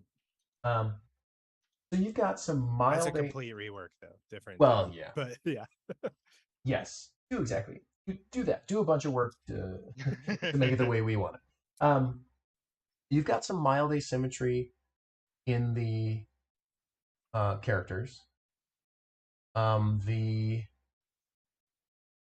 you have these like stat, bars, which looks like a video game, and it looks like I've got like punching power and speed and stamina or something. The red or health, the red, green, or the red, Red, blue, and yellow. yeah, so the red is supposed to be attack, the blue is for their blocking capability, and then I've been struggling to find a good color for movement. Yeah, So I just left it as yellow for right now to show how much yeah, movement they each have. yeah. Those bars, they need like I think they look really neat, and I want to find them useful. Um, but just the way the information is presented, I'm not really able to make heads or tails. So I want that to exist. I think it looks cool and draws me into the world a bit. It makes me feel like I'm playing a video game. But just give me a couple extra clues as far as what it means on the cards. Yeah, I will say all of the card art up here, none of this is final Yeah, whatsoever. yeah. This I is just want to all be placeholder. like, what the heck does that mean? Let me know. Like, oh, this guy's got a lot of hit points, or this guy has a bunch of punchy cards. Let me know what it means. Yep. Because when I'm first playing this game, and I look at this like setup card, this doesn't mean anything to me. Swift strike 3, guard 3, hook 1, jab 2, uppercut 1, like that it's meaningless. I want to look at the other card and be like, ooh, he's got a lot of punch. I want a punch. I'm gonna get the guy with a lot of punch, right? So let that be the kind of focus of and let it illustrate to me what I'm signing up for with this character. So do you still think there should be like the back end of this card Oh, I have think that's totally like the fine. That'll be useful for people who know what the card sets mean. But and on the then just making front, this better, yeah. yeah, I just need more info. Like, what does this mean? Like, yeah. Especially for a first play, which ends up being, kind of your hit and miss Hmm. experience for most people. And so you also had some other areas of asymmetry that you didn't really utilize. I think I looked at all of them. These guys. Oops. How do I click? Okay. These guys Where are each have the same exact plus minus thing all the way around, right? you? Hmm. And I kept waiting to be like, but one of them's got to be a little bit different, right? Like you've got all these fiddly little tiny numbers around the outside, and if that's not an opportunity, to add asymmetry, I don't know what is. You know, Yeah, you are the second person in a row to bring that up. yeah, So more than likely, I'm gonna start trying to figure out a good way of making that different for every robot. yeah. Yeah, I mean, not they don't all have to be different, right? Like, four of them could be exactly the same as long as like there is sure. some asymmetry Yeah. in those Like tiny little fiddleston numbers. what would make sense to me would be the one who moves the most would be weaker on their sides and back because they're less likely to be in that position. Hmm. And the one who moves the least, the defensive bot, would be the one who is most defended all around. So even at their back, they're not as weak as others. Mm-hmm. The wild symbol sometimes meaning wild and sometimes meaning sometimes meaning can be any of them and sometimes meaning it has to be a wild. That's that's just a graphic interface thing. That's got to be different. Got to mean the same thing no matter where you put Okay. it. Because he was like, well, if it's on this card, then it means this way, and if it's on this card, it means this way. Like, no. Is it a wild or is it not a wild? Um, purple. The purple one is another weird one where you said, now this doesn't work towards wilds, right? Something like that. The purple symbol. The unique wasn't going towards any titles because there is no unique icon on any of the titles. Even for a while, right? Or did it? So the way that I had it, it wasn't. But the way that you're explaining it would be like, if this icon is here, any card can be used here, is what you're saying basically. Well, I mean, you do have the quarter of it's purple, right? Yeah. Which matches That's the just unique.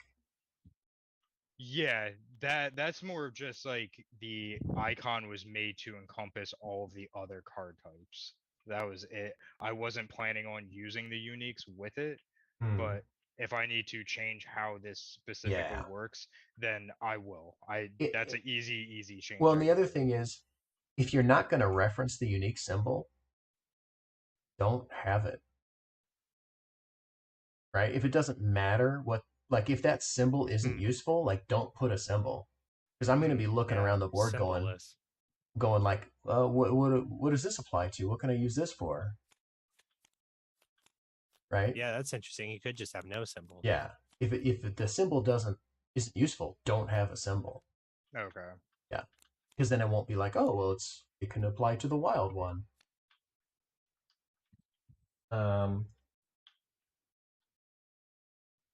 Titles. So we played for, I don't know, what, an hour and 10 minutes? Uh-huh. When we made it halfway through the game, so theoretically it's a 2-hour-ish game. Probably a little faster once you get up and running. But for a first play experience. No, this is honestly around the average playtime. Oh, it is. Remember, okay.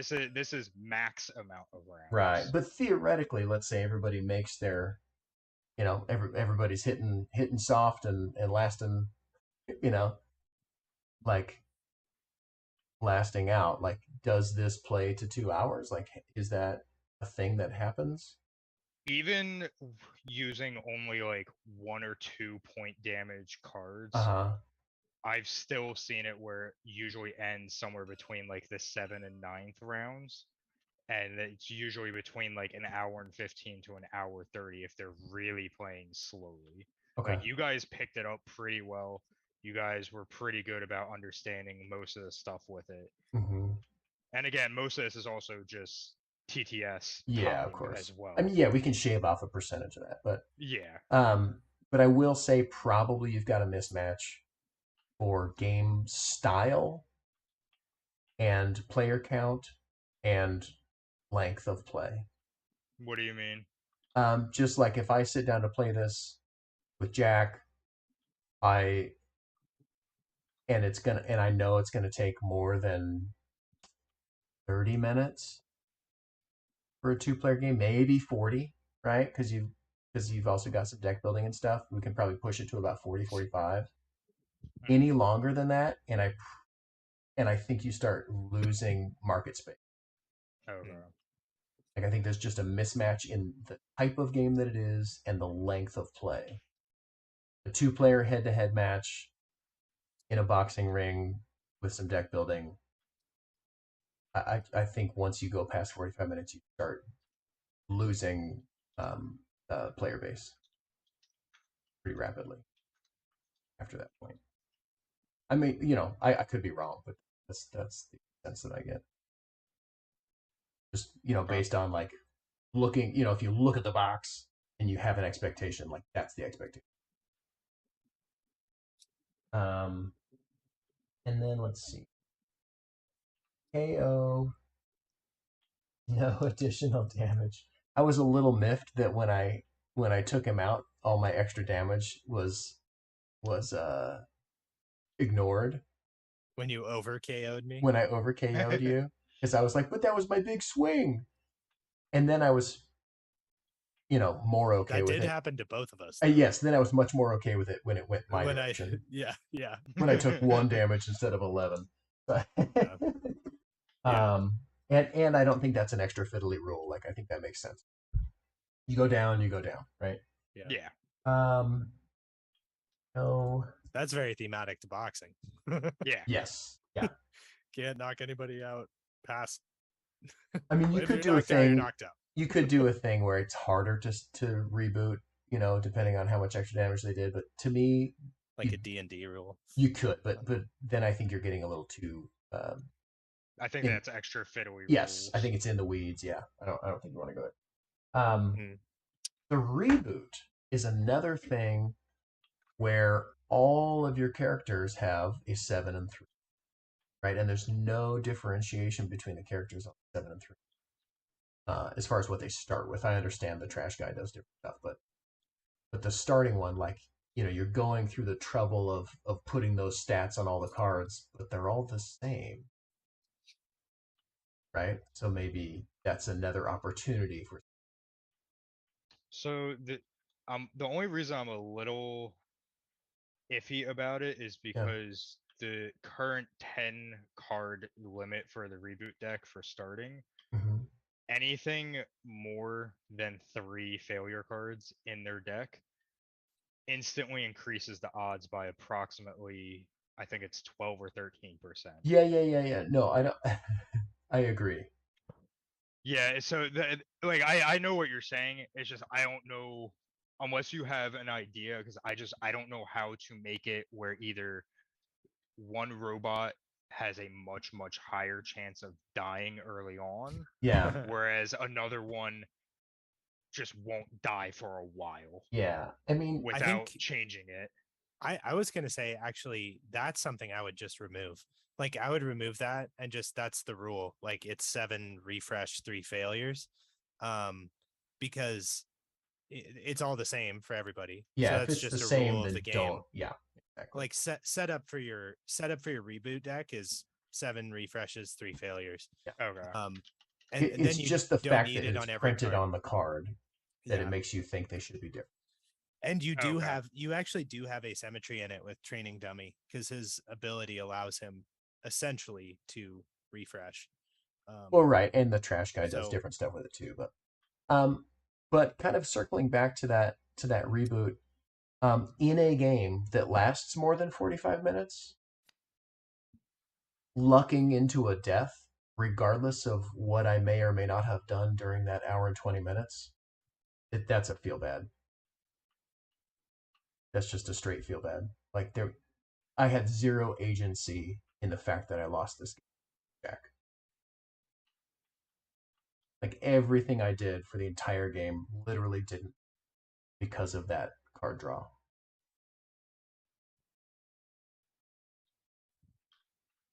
So 20-minute game, not a problem. 45-minute game, you're getting iffy. Over an hour, that's unacceptable, in my opinion. I know that there are ways to mitigate it, and some characters, can add different cards and all that stuff. But like if it just comes down to that card flip and it erases anything I did for the whole game, then the game's too long for that, right? And sometimes those moments are really fun in like a 20-minute game. Okay. Where you're like, oh no, I almost got you. Let's see, titles, lucky, reboot. Yeah, and I obviously I'll let you figure out the best solution for that, but I do think it's a big problem. Yeah, yeah. The +1, -1 on these discs. Oops, here we go. On these discs, Hmm. it's so small, and those symbols are really tough to differentiate. Um, do you need and it's although maybe it was just the characters we played, it seemed to be so infrequently that we ended up sideways to one another that it seemed to be extra onerous that there was a detriment and a benefit. Like benefit to the attacker, detriment to the defender. Like couldn't it might be just a little slicker, a little easier to just summate it all into one thing. where the attacker just has an extra benefit or the defender has an extra detriment, rather than attacker has a small benefit and defender has a small detriment. It's just a So just lot. having like one value all around. Right. Yeah. No. I mean, like, on the left, you've got the upper left is +1. Okay. And then on the side, it's +1 -1, and then it's +2 -2, and then it's +3 -3, and then it's +2 -2, and then it's +1 -1, and then it's +1.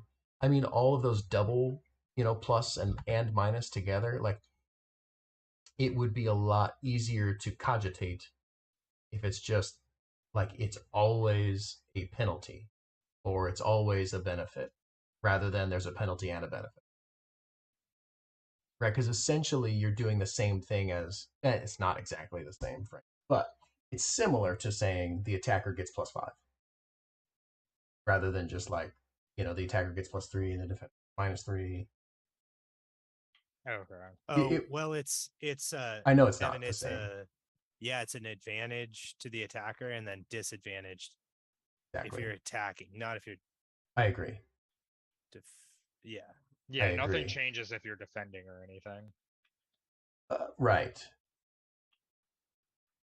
But yeah, just That's- a simpler. That's what like I'm a saying. simple modifier, There's something like. There's two instances Yeah. for both thing, and it's whether yeah. right. So it's either it's a double negative for the person who is turned, right? Why not just make it one negative? And you could pick whether that's a detriment on their attack or a benefit on the attacker's attack or whatever. But it just seems a lot like a kind of for the limited amount that positioning actually happened in our game, which may be very light, right? Like maybe you have a lot more position. I don't know. Yeah, I would say it typically happens a lot more. Unfortunately, Okay. you guys played your guards and all bobbings together at the same time. That's true. So because of that, you guys just didn't have any movement. Okay, I was that's like, true. wow, this kind of. Yeah. I mean, it was cool because it was like, wow, you guys are really like syncing up for Yeah. whatever reason. But Yeah. unfortunately, it meant that you guys didn't see like constantly going Right, around okay. each other. Because And if you seeing how do that have affected. more of that, then basically the level that we had didn't justify how kind of fiddly the double rule is there. If it is a lot more moving around, then maybe that does justify having both modifiers there. But to me, it just seems like a lot. I don't know. You've just got so many little things to take up your brain space.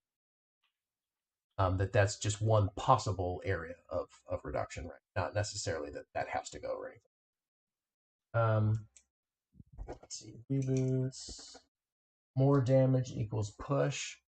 That is an example of a rule that I think makes your game interesting and unique and different and deserves to be there. You have to remember, but it's like relevant and interesting. And it makes an important, right? It changes the game state in an important way. Versus some of these other like, oh, if he drops a battery, then I get to get 1 coin or whatever. Those are examples of like just things that are easy to get and don't really affect.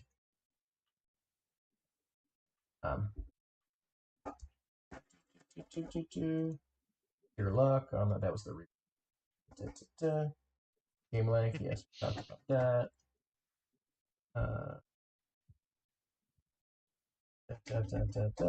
Yes, we talked about that. Batteries are confused. Yes, we talked about that.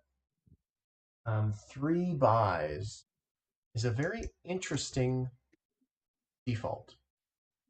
I don't know if I feel good about it or bad about it. It's just interesting. Just different. That's fair. Yeah. I don't know, if that's a possible area to play around with, if you get more or less buys, but 3's an interesting number. Yeah, I don't feel bad about it at all. I just thought it was interesting. Yeah, because originally I used to have this board. Yeah. And I used to have a traditional each player takes turns buying from the market, Yes. and yeah, it doesn't work for this type of game or this style of game. So I just trashed it. Yeah. Yeah, I was going to give you some feedback about, having a common buy row, yada yada yada. Initially, instead of drawing and deciding what you want to buy. And Are you feeling different about that now? I am not as convinced that is the best way. Kind of like you said that you started doing that and then you changed it. Yeah.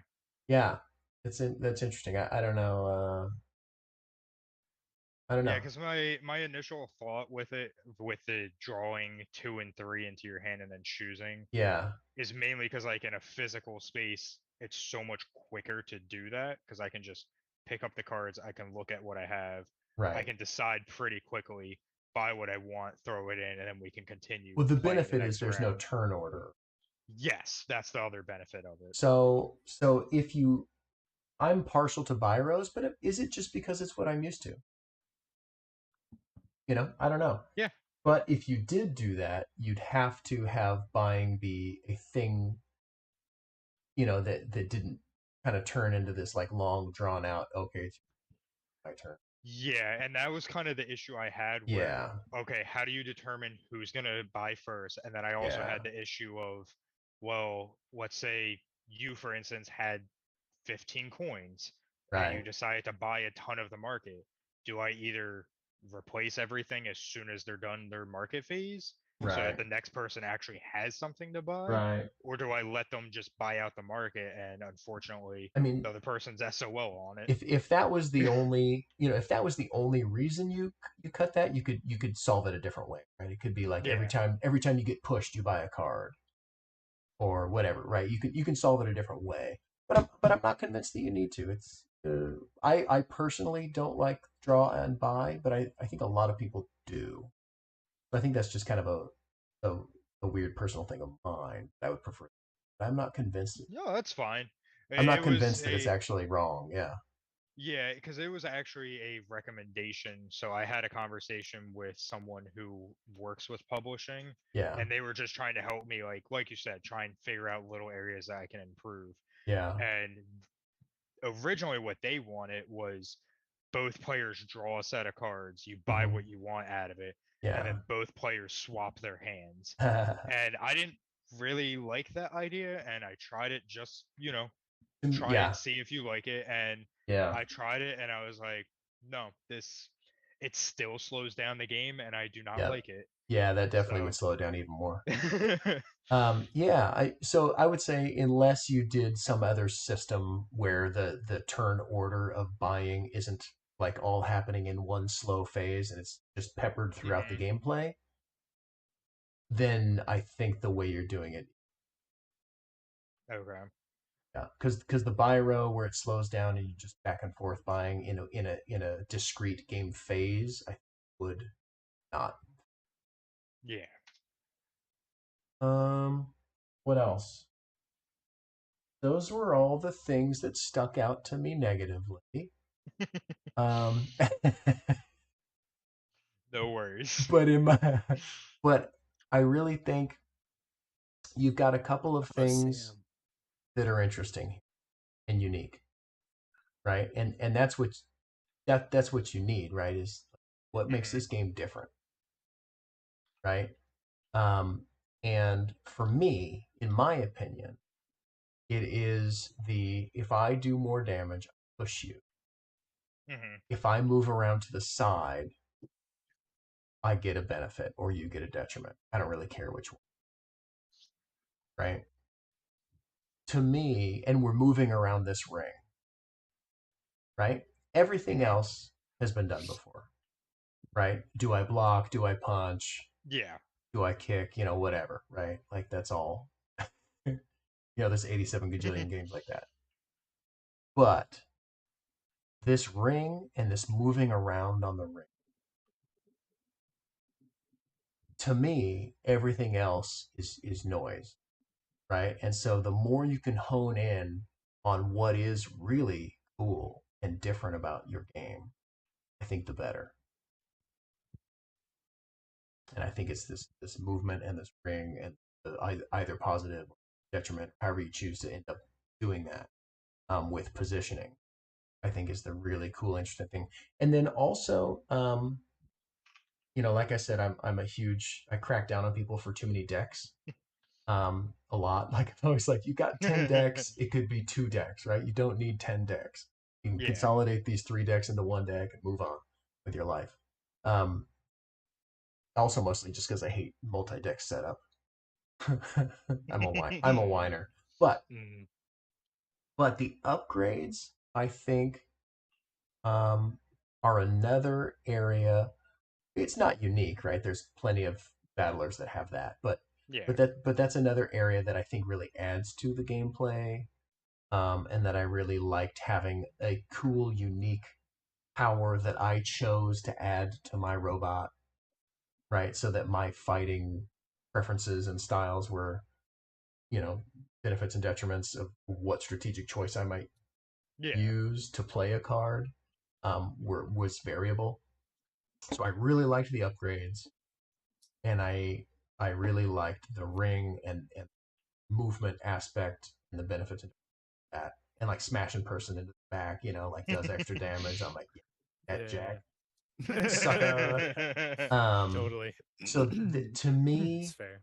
that those were the things that I would really, kind of stick my flag into, be like, this is,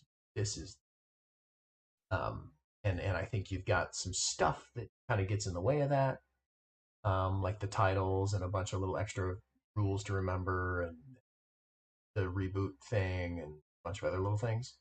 But to me, that's what really sticks out, and that's what I would be excited to play. Is if some of that other stuff was kind of out of my way, and I could just Okay. punch Jack into a corner repeatedly because of my sweet upgrade and my sweet. um, that's a great idea. Um, let's see. Do you have anything else, Evan? No, that's it. I mean, other Okay. than, obviously I usually do a bad job of telling people that just because I focus on the negative doesn't mean I think they should give up on their game or anything.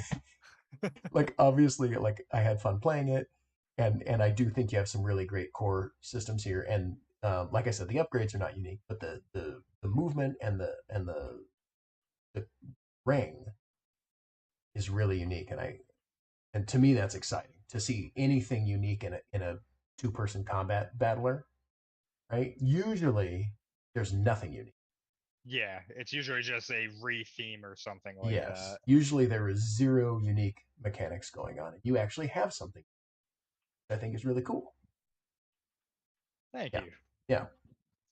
Yeah, I know this needs a good amount of refinement. Even though I've been working on it for a while, it I only have like 30 something playtests. So like I Yeah. compared to others, I'm very early on and I Yeah. know Yeah. I have Yeah. a lot of things I still need to work on. Yeah. So What I do they say? appreciate the feedback. I think they say 42 or 35 major revisions is the correct number.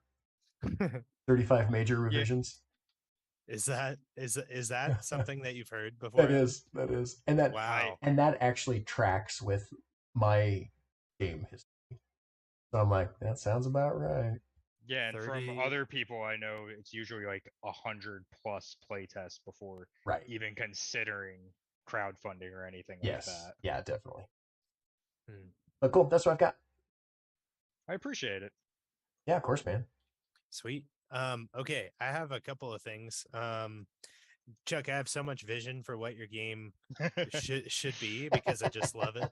But I'm gonna spare you all of that. I'm just gonna give you No, my you're good. thoughts Tell them about. what to do. I think so first of all, I want to share some feedback from Sam in the chat. Oh, So perfect. Sure. Sam from Sneaky Brick Games, Sam Barmettler, one of our playtesters who's on often, said, okay, so he had 3 comments. His first comment was, I'm glad that cutting was the starting feedback. I was lost in the teach, and the whole time I was hoping the gameplay would feel like rules could be cut. So he was just another person with eyes on it who was thinking the same thing, like, oh man, there's a lot mentally going on here to keep track of. So Sam was kind of thinking that as well. Second comment, he said with timing, because Evan was talking about game time and length. He said, think about the potential for competitive play too. Typically they'll force games to end at an hour. So yeah, that's something to think about. You know, if RBL takes off, blows up, you have 30 robots at some point. It's an LCG. Yeah, you want to, you know, probably reduce it for competitive play. Okay. Let's see. Then he said, turning in for the night. Great work, Chuck. Nice. So, Thank you, Sam. Good night, so I have to Sam. share that. Yeah, that's it. Yeah. Here's yeah, I think we already talked about a lot of stuff, and Evan covered some of the very same things I was thinking. Mhm. I do think the titles, or like, it kind of gives me a sense of like playing like Street Fighter or like Tekken or something, like combo fighter, right? Like that's Mhm. kind of the sense I get from these things, is like combos, right? Yeah. And I totally agree with Evan about the like the storytelling aspect of it at the end, like being able to say that you did these things or whatever. um I wonder if that's like what could be on the back of this player card, is like the combos that this guy can do. And then if you accomplish, you know, those combos, you can make up a boxing name out of those or something. But That would I be don't know. so much like the arcade games where each character had their own combos that did cool moves, you know? Yeah. So, To me, that would be compelling. hmm. And there could be So, some standards, like standard ones that apply to everybody, like relentless, right? Like that's a, you know, easy thing. Like everybody can get relentless, But not everybody um can Shoryuken. yeah, right. What's up with Yeah. the Ryuken? that Yeah. that could definitely be interesting because as of right now, if I remember correctly, there are 34 titles in the game. Yeah. And So out of those 34, 24 are these like specific type of combos, Mm-hmm. whereas the rest yeah. are like the reboot kind of ones. Yeah. So I wonder, like, because you guys, like, Evan finished, I think, 4 or 5 titles, and I think you finished about like 5 or 6. Yeah. So Yeah, maybe like, I got stuck with some duds for sure. so maybe each robot has 6. 4, I mean, they and could have 3 standard ones that are common to yeah. all of them, And and then then two 3 unique special or three ones. special. Yeah. Yeah. They're like just for trash. So if I did something like that, do you think I should have duplicates? Because like, let's say like the training dummy and the trash robot both share, I don't know, relentless for whatever reason, or analyzing. Should Sure. I have duplicates so that they can have their own individual title deck? Or do you Well, think? Oh, a deck? well, here's what I was thinking though. I think you could put it on the card and get rid of the deck. So Yes. you put it on the card, and then on the back are combos. So you have 2 cards. Maybe you have 2 cards. You have enough player aids, so if people don't want to flip them over, they don't have to. But you can you know, put the combos on the back. Yeah. And what you could do is put clips. I know clips are not super popular anymore. People don't really put them in games as much, but Yeah. Yeah, I'm not a maybe fan. not clips, maybe something else, but some way to track that you've done the thing. Maybe it's you have one combo card instead of having all of these title cards in this title deck. You have your player card, and then you have a combo card, and it has Okay. spots for little chits or cubes or something like that. I don't know. I'm a fan of getting rid of the deck. Yeah, so I don't know, just an idea that hit me as Evan was talking about that. I was like, oh, that could be cool. Those could Yeah. be combos. That's cool. Yeah, Um, initially I was so thinking they would be a instead of each of us having our own, there would be a common row of achievements, you know, and that's why you'd win a title rather than, you know. that's true too. That's another thing you could do. You could But just have like, here's the cheat codes up here, and if you do one of them, you can do any of them. There's, you know, a dozen of them on a like on a sideboard or something, or a card, and you know, you just put your player marker there when you've accomplished it. So I used to have something like that where, So I used to have it where there was always 3 available, and it was just Mhm. whoever finished it first Uh-huh. Right. grabbed that title. Yeah. But Yeah. that became very that became another kind of mental load because now people were looking at the Competing. board. Well, not even just competing, but it kind of stretched them because if you think about it, you're looking at the board, you're thinking about where your positioning is, you're placing your cards on either side. So you're trying to place your cards, look at your opponent's cards, and then on top of that, you're also trying to look up here and see what you can get. So it kind of became another kind of like you said, it becomes another mental load a And bit. people I even found tried doing it where like they were like up like this and like one person could grab it and then the other person could actually steal it from them. Mm. I've been trying to figure out the best way to do and these. and these are the titles you're talking about, right? Not these things. These are upgrades, sorry. Yeah, okay, okay. Yeah, I mean, this is what I was envisioning was that they were common. To me, that's more compelling is to try to do the thing first. Um, but if I'm not sure why there would be so much more mental load than having your own that you're trying to complete. It's fair. But I do like the idea of just having a different combo card per yeah, robot too. like if you just go straight to Something my to try. design preferences, then the deck's gone and it's on the back. Everybody has their own Yeah. combo card, like Jack said. Yeah. But that's just to me, that's I'm like, oh, I like that. Yeah. Yeah, because my first thought goes to like a basically kind of like a smaller player board, and then just having like dice that you could just play on it every time that you finish one of them. So like each robot could have a combo card with 6 combos on it. 4 of them are specific, and then 2 or 3 of them are everyone could possibly have them, and Oh, then why are you each putting robot dice on them? just to show that you completed it. But does that do something if you completed it?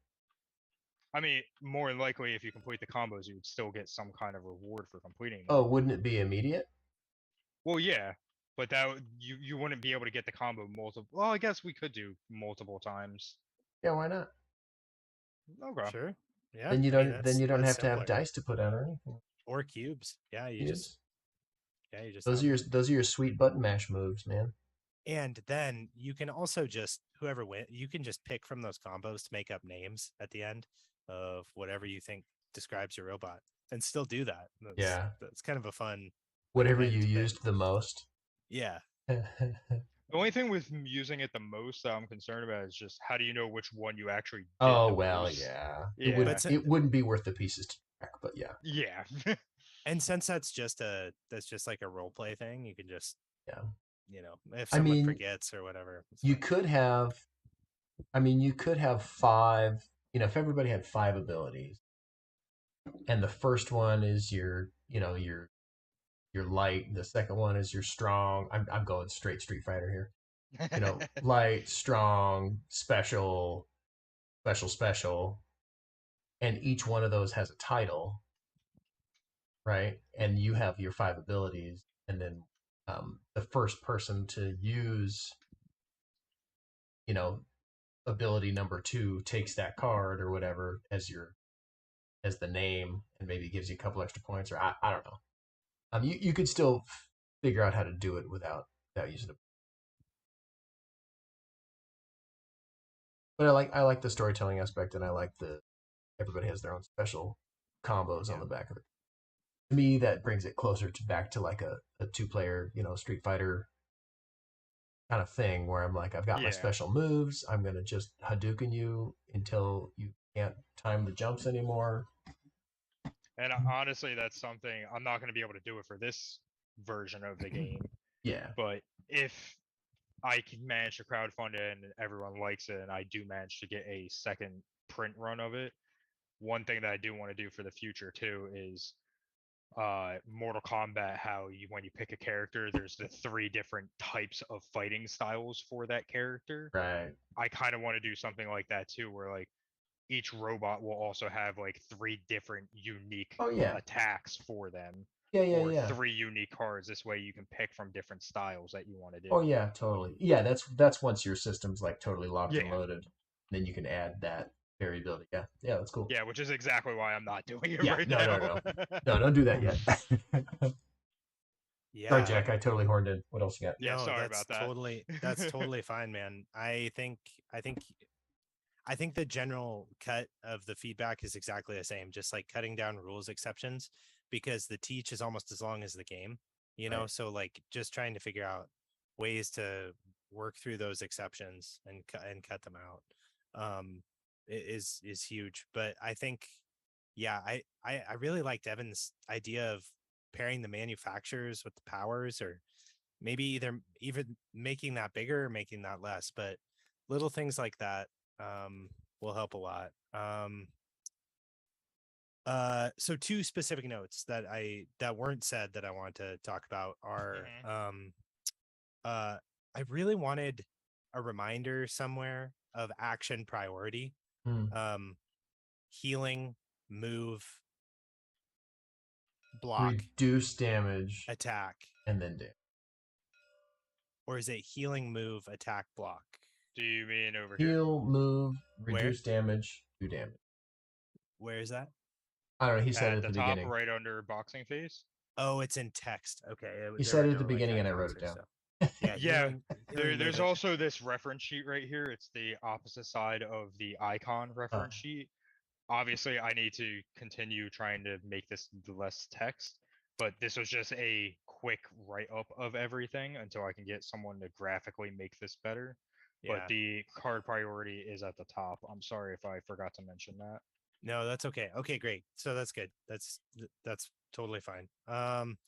These I one thing just for like your playtesting right now, like Mhm. little graphic design things you can do that I think would help a lot is like these lightning bolts here have always confused me. What I lightning think bolts are you talking about? the lightning bolts on the board, the Oh, movement. sorry. I was looking at the wrong hand. Yeah. Oh, I was looking at Evan's hand for some reason. Yeah, I was. no. Yeah, These I was. Yeah, I'm have going rogue. always I'm going rogue. Yes, so these are going to get removed in the future. yeah, I would assume. Eventually, yeah, eventually what's going to happen with the arena is I'm going to find an artist to make a kind of texturized look for the arena and make it Mhm. look like plate metal.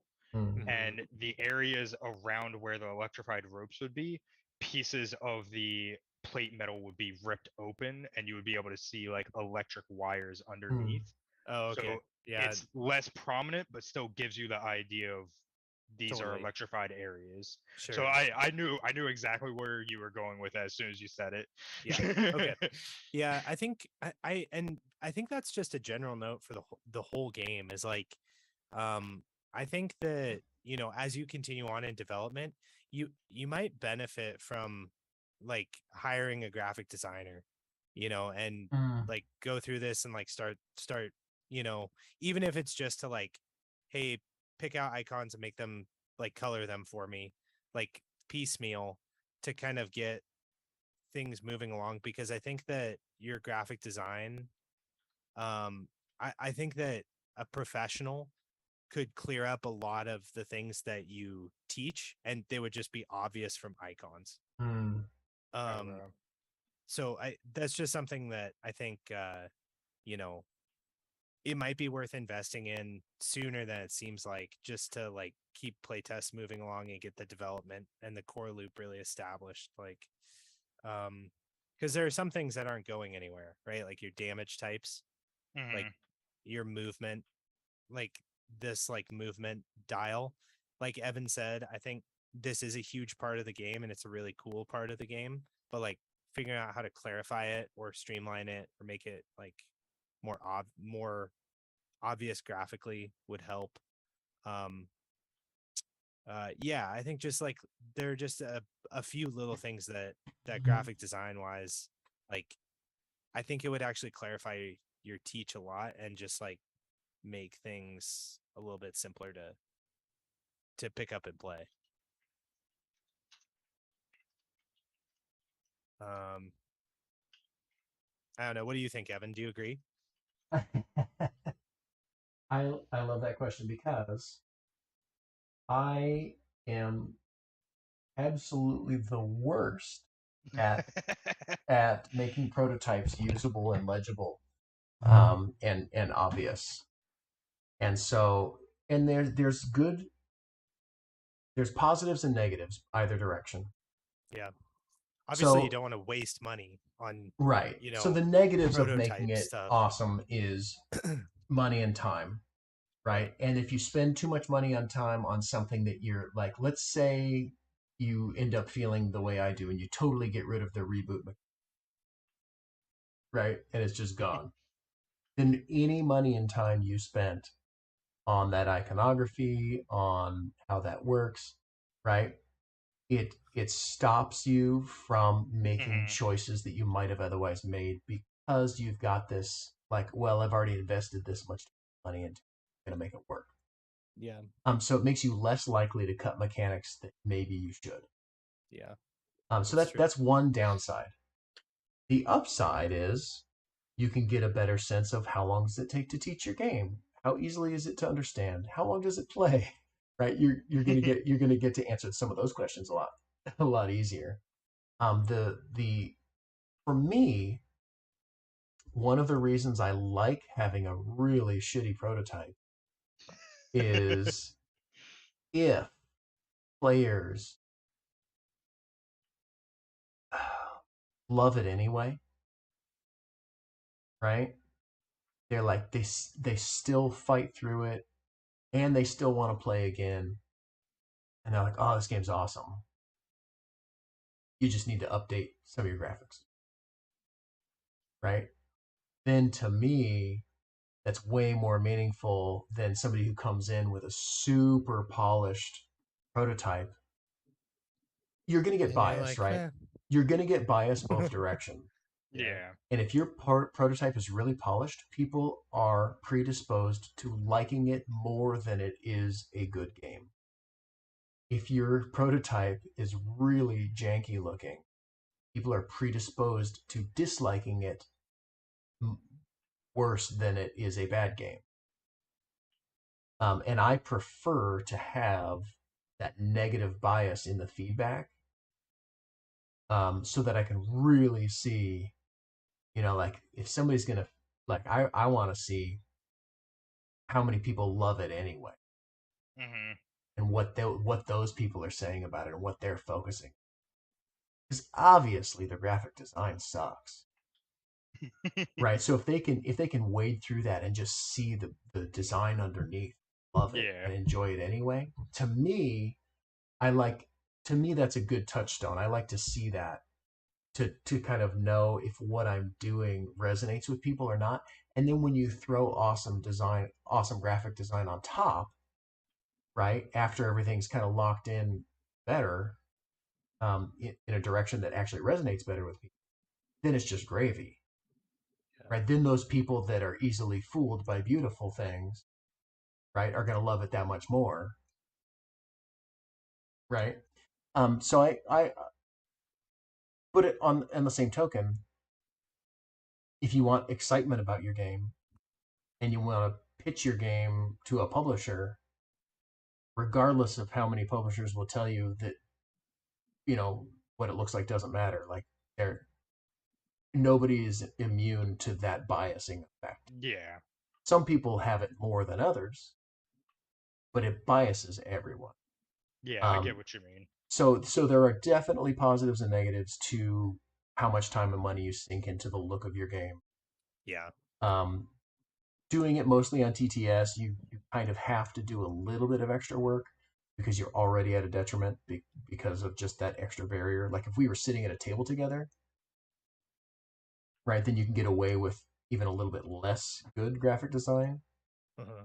But since we're at a digital table, the graphic design becomes even more important to convey meaning. So there's lots of things at Yeah. play, but I don't say that I would strictly agree with Jeff. Yeah. Yeah, no, totally.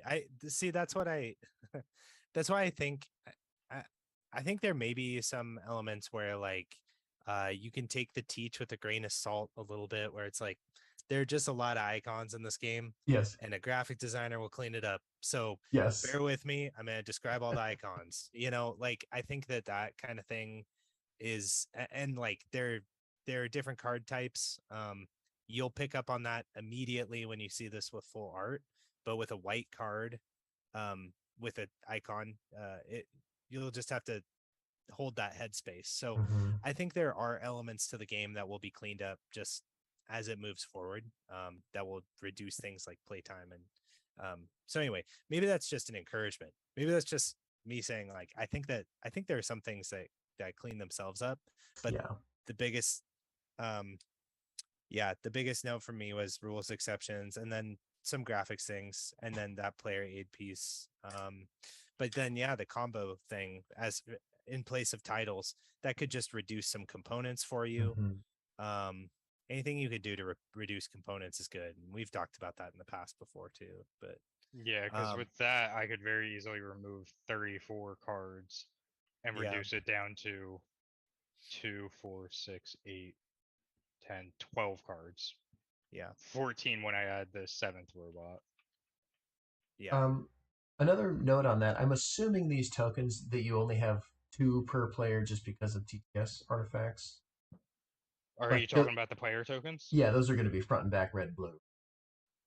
So the reason why I have 2 is Yeah. in the case of anyone wanting to do a mirror match. Because Okay. I don't know how often that happens in Street Fighter, but like personally I love mirror matches Okay. in like Mortal Kombat and Soul Calibur. Hmm. So I love the idea of like 2 Vikings coming head to head and seeing which one comes out on top. Okay. Even though they start with the same deck, they could end up completely different by the end of the game, depending on See. how each player plays it. Yeah, I hadn't thought of that. Yeah, mirror match is cool. Makes sense. But yeah, I think that's pretty much it for me. Chuck, I have a lot of fun with this. I will second that, and it's something I've always said about this game because I played it several times. But what I've always said is the movement mechanic is what Yeah. keeps me coming back to the Mhm. game. I think that's Mhm. sweet. I think it's cool. I think what Evan said is true. I think it's unique in a battling game. And I think like the more I get to move around and punch my opponent, the that's awesome. So Yeah. yeah, hone in there, keep working on it, keep rocking on it. It's looking really good. I appreciate it. It's got, you know, got work to do, but what if our games don't have work to do? So Yeah. yeah. Yeah, And because even when they're published, all Right. of those people think, oh, man, I should have spent another hour on that or Right. 20 or something. So yeah, because I'll let me ask definitely go on. Sorry. let me just ask you one question, Chuck, as we What's up? wrap up, because I know it's late for you in New Jersey, but Oh, Oh yeah. you're hearing all this feedback. What boils to the top for you? Because one of the aims of our live stream is, we want to help people understand like what the playtesting process is like Mhm. and how getting feedback goes. So as a designer, you're sitting there, played this game, you're looking at your own game, you're hearing this feedback from Evan and I and Sam. What do you think? Like what kind of pops to the top for you? What are you seeing? Hmm. So for me, obviously, I already know the titles have been a constant thorn in my side. I've been constantly updating these, trying to get these to work in some way. Just because, like you said, I love the idea of being able to create your own name for your boxer at the end of the game. It's even though it's such a dumb small thing at the end of the game, for whatever reason people love it. People Yeah. love when you can make your own thing and you can add your own little flavor to it, even if it doesn't have any like physical aspect to the box or the components. People love that kind of stuff, and I want to try and keep that feeling for it. So trying to figure this out has been really frustrating for me. And of course you guys come in and you give me feedback and it's like, wow, why did I not think of just doing that? Why did that not pop into my head? Because like that combo card is such a simple way of removing 20 plus cards and still keeping the same kind of thing. And I could keep it anywhere between 5 to 10 combos per robot. I can edit it any way I want and still keep that same kind of thing, even with getting the rewards multiple times. That's such an easy thing that I just, for whatever reason, couldn't grasp around my own head. Yeah. I didn't think of it either. I really like it. That might solve the fiddliness with the money too, because if you can do Yes. combos multiple times, you're like, oh, I've got this punch thing going on. I'm just gonna keep punching, and Yeah. I'll get 3 coins every Keep every on round. punching. Yeah. The other kind of fiddly thing that I have also been struggling with, and I still haven't been able to, is the whole we both play movement cards. Mm-hmm. I'm having such a hard time because I don't really know any other games that use movement in this kind of not three-dimensional, but like flat two-dimensional omnidirectional space. Yeah. So I'm having trouble figuring out the best way of doing it because obviously like I don't want, like, for instance, right now where red and blue are, I don't want red to be able to move away because I don't have anything built into the game that if someone is that far away, you can do anything. Right. And that kind of thing breaks it. And thematically, it doesn't make sense either because boxing is a very head to head, close, beat each other for 10, 15 minutes or whatever. They don't really run away from each other. If they do run away, it's more of a step back, breathe for a second, and then pull back in and start getting back into it. Yeah. The So trying clench. to try and keep that theme and everything while figuring out a way of having that movement has been tricky. And I ask all the time, every time I have playtests with other designers, do you have any feedback or any ideas for this? And unfortunately, most of the time, I don't really get too many answers because every other designer has the same kind of idea I do of, I'm not sure. Yeah. I'm not sure what the best way of doing it is. Well, so right now it's if you both have any amount of movement on your card, nobody moves. Yes. Whereas, like, if Jack uses his carbon fiber base, that would technically break it, and he would be able to move even if the other Before we opponent would. used it. Yeah. Which So, like, that makes sense. That's fine. The thing about the movement, canceling the move, if you have more than one move card resolving at the same time, with equal movement. oh, it's only with equal movement. Yeah. So How do you resolve it? How do you resolve it when it's unequal? when it's unequal, then the person who doesn't have any movement gets canceled out, and the person with higher movement gets to move. Ooh. Well, that could be resolved by stats, Chuck, because then it's consistent. So like trash and training dummy, we put them side by side. Training dummy has a higher movement stat than trash. So if there's a tie, training dummy gets to move and trash doesn't. Mm-hmm. Or you can just simply cancel out. If I've got to move 3 and you've got to move 2, I get to move 1. Yeah, and that was my initial idea. Is you cancel out until you have anything remaining. What didn't work about that? I mean, it works. It's just most of the time that doesn't happen because there's not a whole lot of more than move 1 cards, yes. are there? No. Yeah, I think everything that we saw in the whole game that we played was one. Was it all move 1? Yes, every single move card that you can buy is move 1. There are like, I think 3 to 5 upgrades that can change your movement or increase your movement. And I try and limit that because obviously, like you've seen, you have a 4x4 grid. If you have someone that can move 3 spaces, all of a sudden they're completely behind you. That completely changes everything. And if they have a consistent way of doing that multiple times throughout the game, personally for me, I don't find that fun anymore. Right. That's, yeah, you found a neat way to break the game, but that's not fun. So I wanted to give a way that if you wanted to increase movement, you can, but not in a way that it would break the game. So at the most, unless you somehow have really good luck getting upgrades, you can only move up to 2 spaces in one movement. I mean, if the rule is, you subtract the numbers from each other, then it makes sense that 1 minus 1 equals. Okay. Which is what you've got. So I guess that maybe it's just the way I've been thinking about it then. Maybe I'm just overthinking it.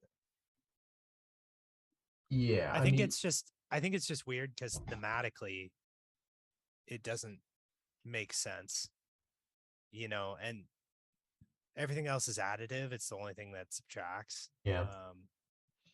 So Hmm. I think I Well, think that's kind defense of subtracts interesting. from Defense does. offense. Yeah, yeah. But it's just kind of odd because movement is not something you think about being canceled by movement, right? Like Yeah. it just I think that's where you run into the hang up is like you're Mhm. like, wait, if he moves, I can't move. That doesn't make any Yes, sense. mechanically, the subtraction makes sense. Thematically, it doesn't make Thematically, sense. thematically, I I think that's where Evan was talking about these stats playing a bigger Yeah. part in the game. Yeah. That's a great place for movement. Like if you have a higher Right. movement stat here and you're tied, you get to move. This person stays put. Yeah. Yeah, You're I just like that. outmaneuvering them. There's also various, there's various alternate rules that might make more sense. Like if we both move one, you could just say, you know, uh, you could put the players back on their starting spots, or you could invert their positions.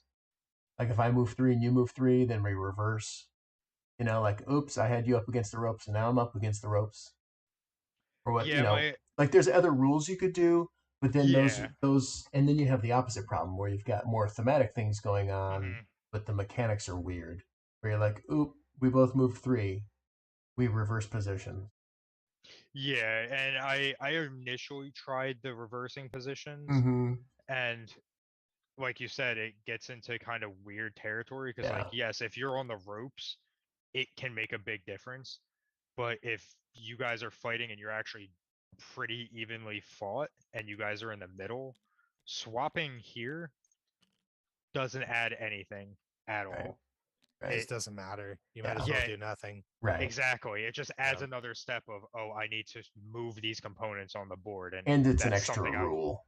exactly, and that's Yeah. something that I'm trying my best to get Yeah. rid of. The other thing you could do is both move, right? Like you I come back to comparing stats. I don't know why. Maybe there's some other way to I maybe like there's that. I maybe there's like some that other instinct. tiebreaker. I like that Maybe instinct. there's yeah, maybe there is some other tiebreaker, but say it's this and we both move one. Well, you move first, then I move, right? Mm-hmm. So if we're in this position, you might choose to go here. And I'm like, well, awesome. I'm not gonna move, right? Oh, Because you you could just moved alternate into moves. Yeah. or you could say like, well, this guy moves here, I'm gonna move here. Then you're at least like moving around the board and you're not just swapping positions. Mm-hmm. Yeah, and that's something I tried too, having like a priority. And I don't know, it just I don't know about you guys, but like it felt weird to me because like if we're sitting here and we both have the same movement, one of us has to go first. I don't know. To me, it just feels like the second player is always going to have some kind of advantage at that Yes. point. Almost without Which, exception, that's true. yeah, which I guess that technically could apply to the stats as well. Of Yes. like whoever Yeah. has the higher stats technically has an advantage, it can move. Yeah. But at least with the stats, I feel like it's not as bad as I moved into a better position, but now you just said no. Yeah. At least with the stats, it's basically you just get a movement and I didn't get to do anything. Sure. But at Yeah. least most of the movement has a damage reduction on it, so it's not Yeah. completely wasted. Yeah. Well, and to Evan's point about the uniqueness of the movement as and the electrified ring, Mhm. like strategic movement is a huge part of this game. So if there are Yeah. rules exceptions, that's an okay place for them Mm-hmm. because it's core, It's true. Yeah. you Okay. know. So That's like true. something that is core and essential and important and like players care about deeply, rules exceptions are fine. Where rules exceptions are annoying or in things where it's like, oh man, I have to remember this, but or when you Mhm. realize like, man, I forgot that one bit. Like, ugh, you know. Yeah. So that also brings up. I'm sorry, I'm constantly making this stream longer, but I have No, a you're good, question man. I wanted to bring up to you.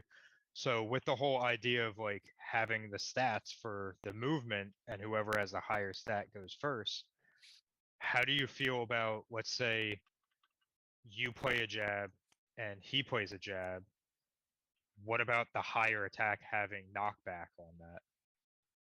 Yeah, Yeah, for there you sure. go. Yeah, because Okay. then there's something consistent, you know. I like that.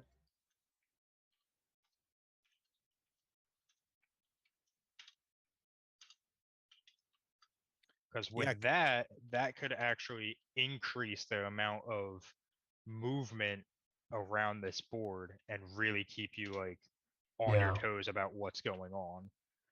Yeah, somebody's gonna get pushed, even if one player, even if the powers are the same.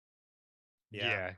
Because that brings Then it down to the only time you're not getting knocked back is in the few cases where your damage reduction is completely nullifying any incoming damage.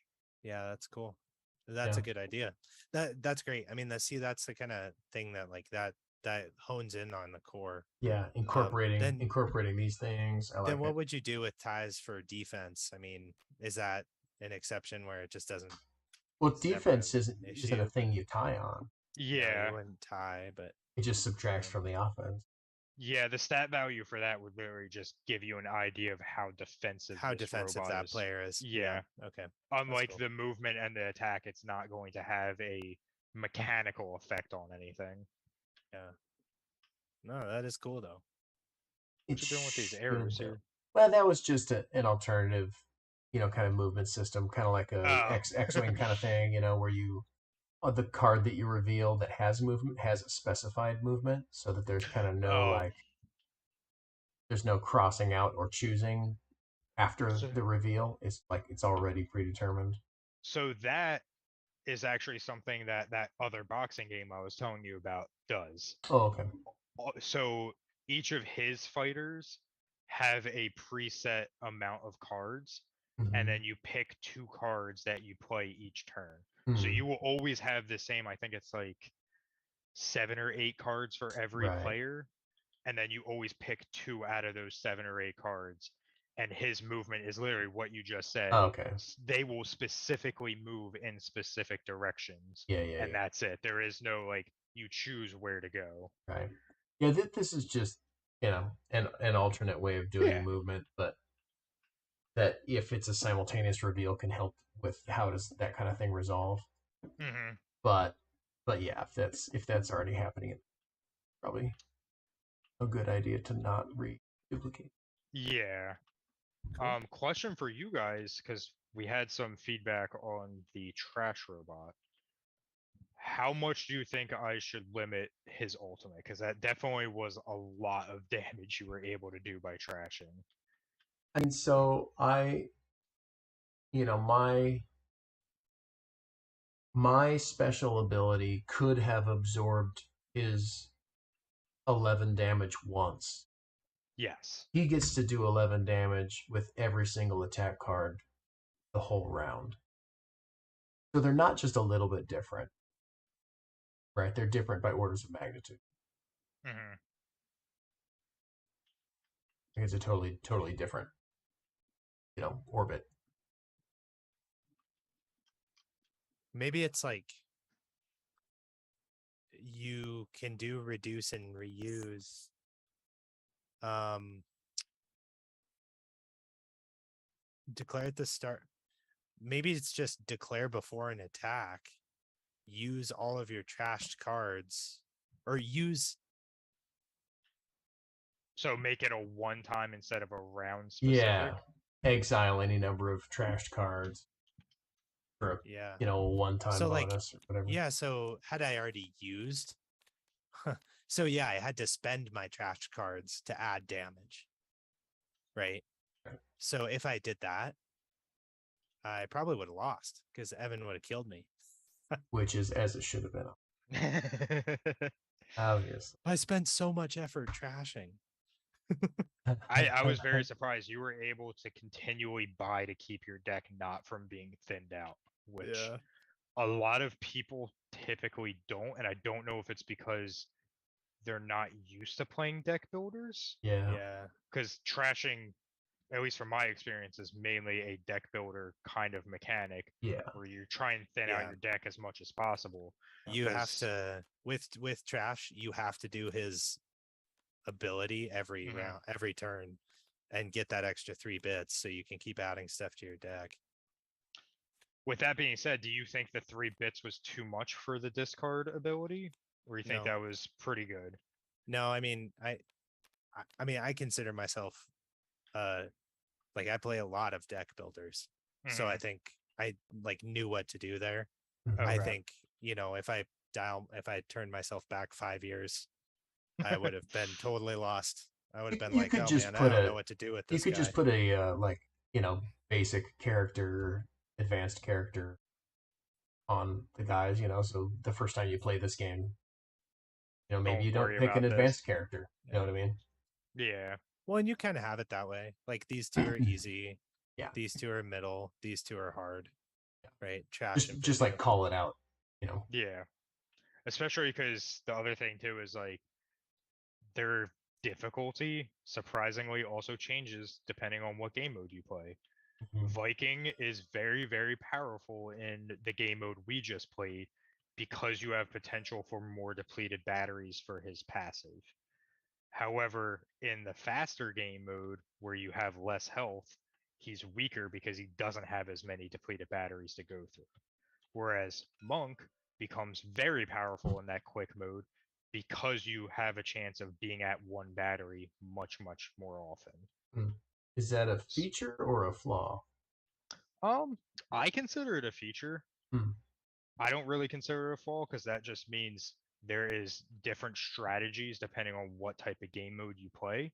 Yeah. Just like with the team mode, so my team mode idea was basically each player picks 3 robots to form a team, Hmm. and out of those 3 robots, you pick one of their starting decks, and you start the game with that, and you Hmm. pick one of the robots, and when that robot hits 0, it's out, and then you just go your next robot, and it's until you knock out your opponent's team. So like in that mode, you could very easily pick 3 robots that could possibly combo together. So you could pick Huh. probably training dummy to start off, go to trash to thin your deck, and then end it with Viking so that you can just pummel your opponent. So That sounds more compelling than the reboot system to me.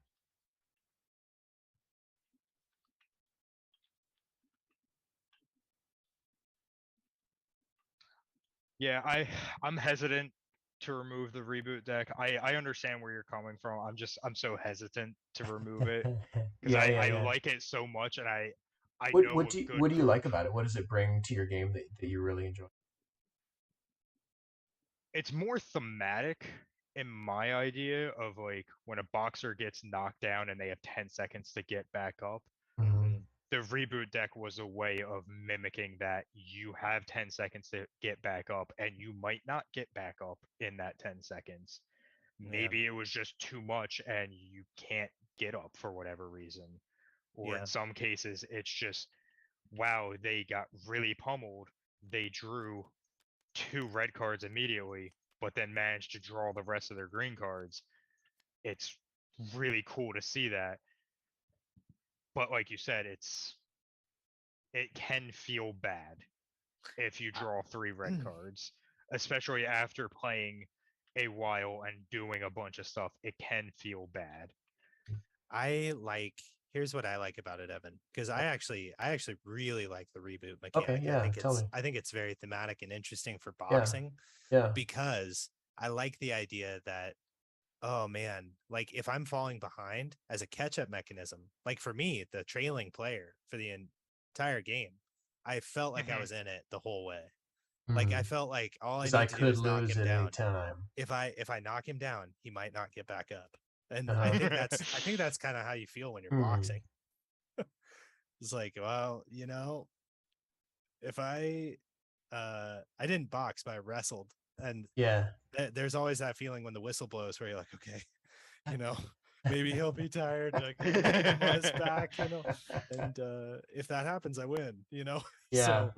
So I think that's kind of how fighting is, and so yeah, I like it as a catch-up mechanic too, because you don't Hmm. need a catch-up mechanic because the catch up mechanic is part of the game, Yeah. where you always feel like you're in it. All you have to do is knock the person down. And the thing that I love about it too is just it's so dumb simple. It's literally just 2 cards. That's it. There's no like specific component that needs to be made. There's no like extra mechanic or rule that needs to be added. It's just you have a deck of these cards, you shuffle it, you draw and see what you get. And I've had several people say like you said, it fits with the fighting theme, but also they just liked how simple it was as well, that there wasn't convoluted things involved with it, like, oh, when you draw this you have to do this, and then you have to draw from this other deck and do this. So I don't know if that like helps with anyone or changes anything. I don't know if like what Jack said changes how you might feel about it, Evan. Me? No, not at all. That's fine. No, No, not that's at all. fine. To me, It's if mostly I because it was Jack. no, it's just if I play a game for an hour and 20 minutes and then Yeah. I flip Luck out. a Flip a triangle on the river, Hmm. I just and then I lose. I'm like, wow, okay. Yeah. You know, it didn't like it takes away all agency to me. Yeah, I get Um, that. I understand what you're saying. Like, it's nice to Mhm. have the chance to come back from a probable loss, right? So that Yeah. it doesn't, because that's another feel bad, is if there is no way to come back from being down on the ropes, Hmm. and you're getting pummeled and there's no chance of coming back, then that next 30 minutes of the game sucks for that person. Yes. Right. So there is that side of it as well. Yeah, because if I removed the reboot deck and it was strictly just bring them from 20 down to 0, I could see like with Jack's game, the first what 3 rounds, you were pummeling the heck out of him, and without that reboot mechanic, it would have felt really bad for him. Well, but then he's not waiting for 30 minutes while he True. loses. The game ends after 10 minutes. Yeah.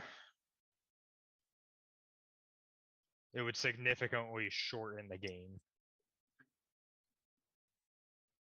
Yeah, there's also the potential for like automatic reboots.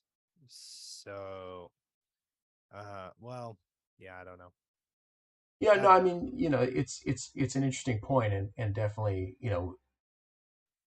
a thing I have to remind myself of is my gaming preferences and predilections are not everyone's, right? Like, just because to me, if this mechanic is in this game, I will never want to play it, right? Because I know that it could totally nullify an hour of my life, with just Yeah. luck of the draw. Yep. Yeah, and there's nothing wrong with having that opinion because everyone's different. Exactly. And Exactly. it's perfectly fine to talk about those opinions because like for Exactly. me, even though I may play an hour and I might lose because of this, Right. if I had fun, like if me and Jack were playing and we had fun pummeling each other, even though I got this, Yeah. as long as for Right. me, as long as I had fun, I don't really care that Yeah. this ended up losing for me. And I will say, I think, your target audience is probably going to agree with Jack more than me. Mm. I think. I mean, people who are into boxing, Yeah. would see it, and see that like, oh, interesting, Yeah. But yeah, I think another.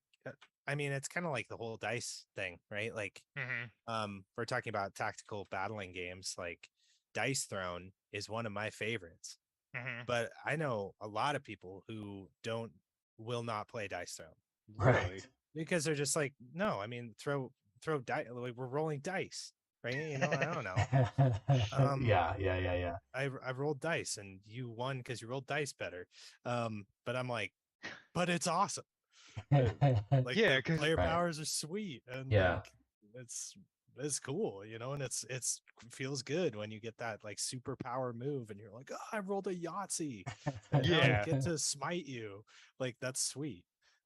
But some people hate that. So Yeah, because right. it's the same thing with like King of Tokyo. It is a super popular game, and it literally boils down to just roll dice.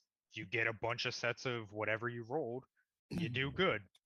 yeah, It's the same thing, but like I know I Yeah, have fun with it. My friends have fun with yeah, it. Other people might not, and yeah, I feel like that's just a product of this kind of community of just everyone has different tastes, everyone has different yeah. niches that they like. You're not going to be able to cater to everyone, unfortunately. As Totally. much as everyone would love to make their board game fit for every single group of people, yeah, it's just not yeah, possible. No. It's yeah, not And possible. and that's something yeah, I like to circle back around and just, reiterate, like, all of my feedback, a certain percentage of it is going to be generally useful across the board. Hmm. But another percentage of it is just straight up my own personal, gaming tastes. Yeah. And and I do think, Jack's take on that is probably going to fit in line with your player base more than Hmm. mine is. Like they're probably going to be more okay with it than I. yeah, So yeah, take that into consideration. Yeah, no, that's perfectly fine because like you were saying in the beginning how like you're a Euro gamer. Yeah, I exactly. I don't mind playing them. I as soon as I hit like an hour and a half, 2 hour marks when I'm playing a Yes, game, unless it's a narrative style game, right. my brain just starts to smoke. Like I don't know if you've played T King's Galactic Cruise yet.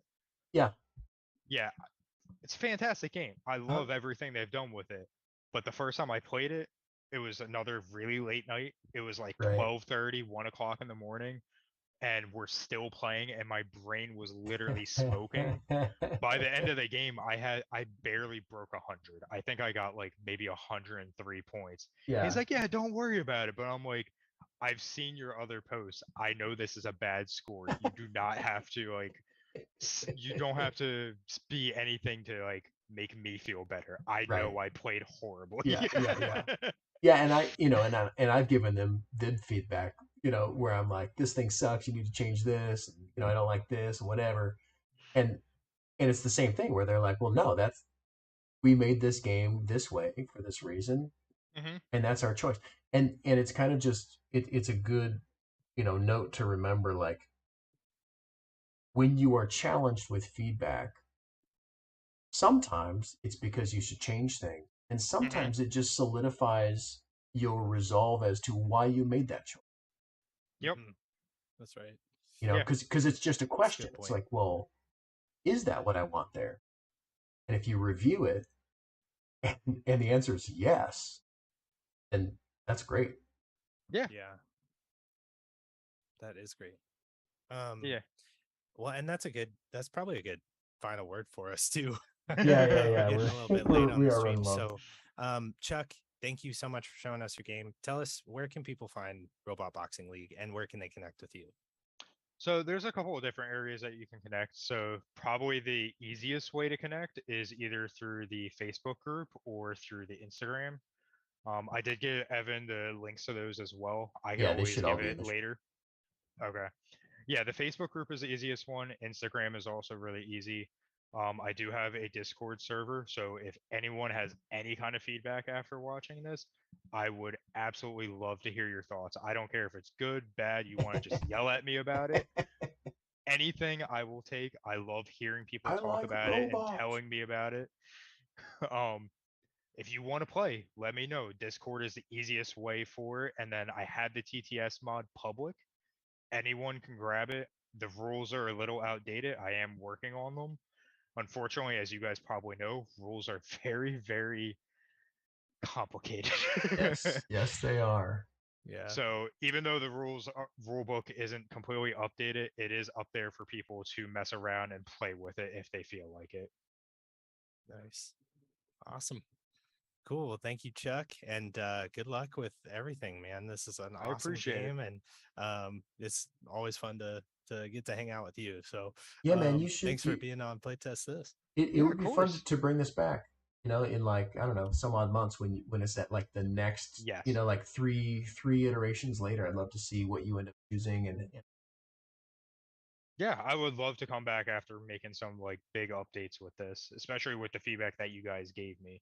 Even though like at first it seemed like a lot, you guys gave a lot of good feedback, and I'm looking forward to like working through it all and figuring out what to use and what not to. yeah. Yeah.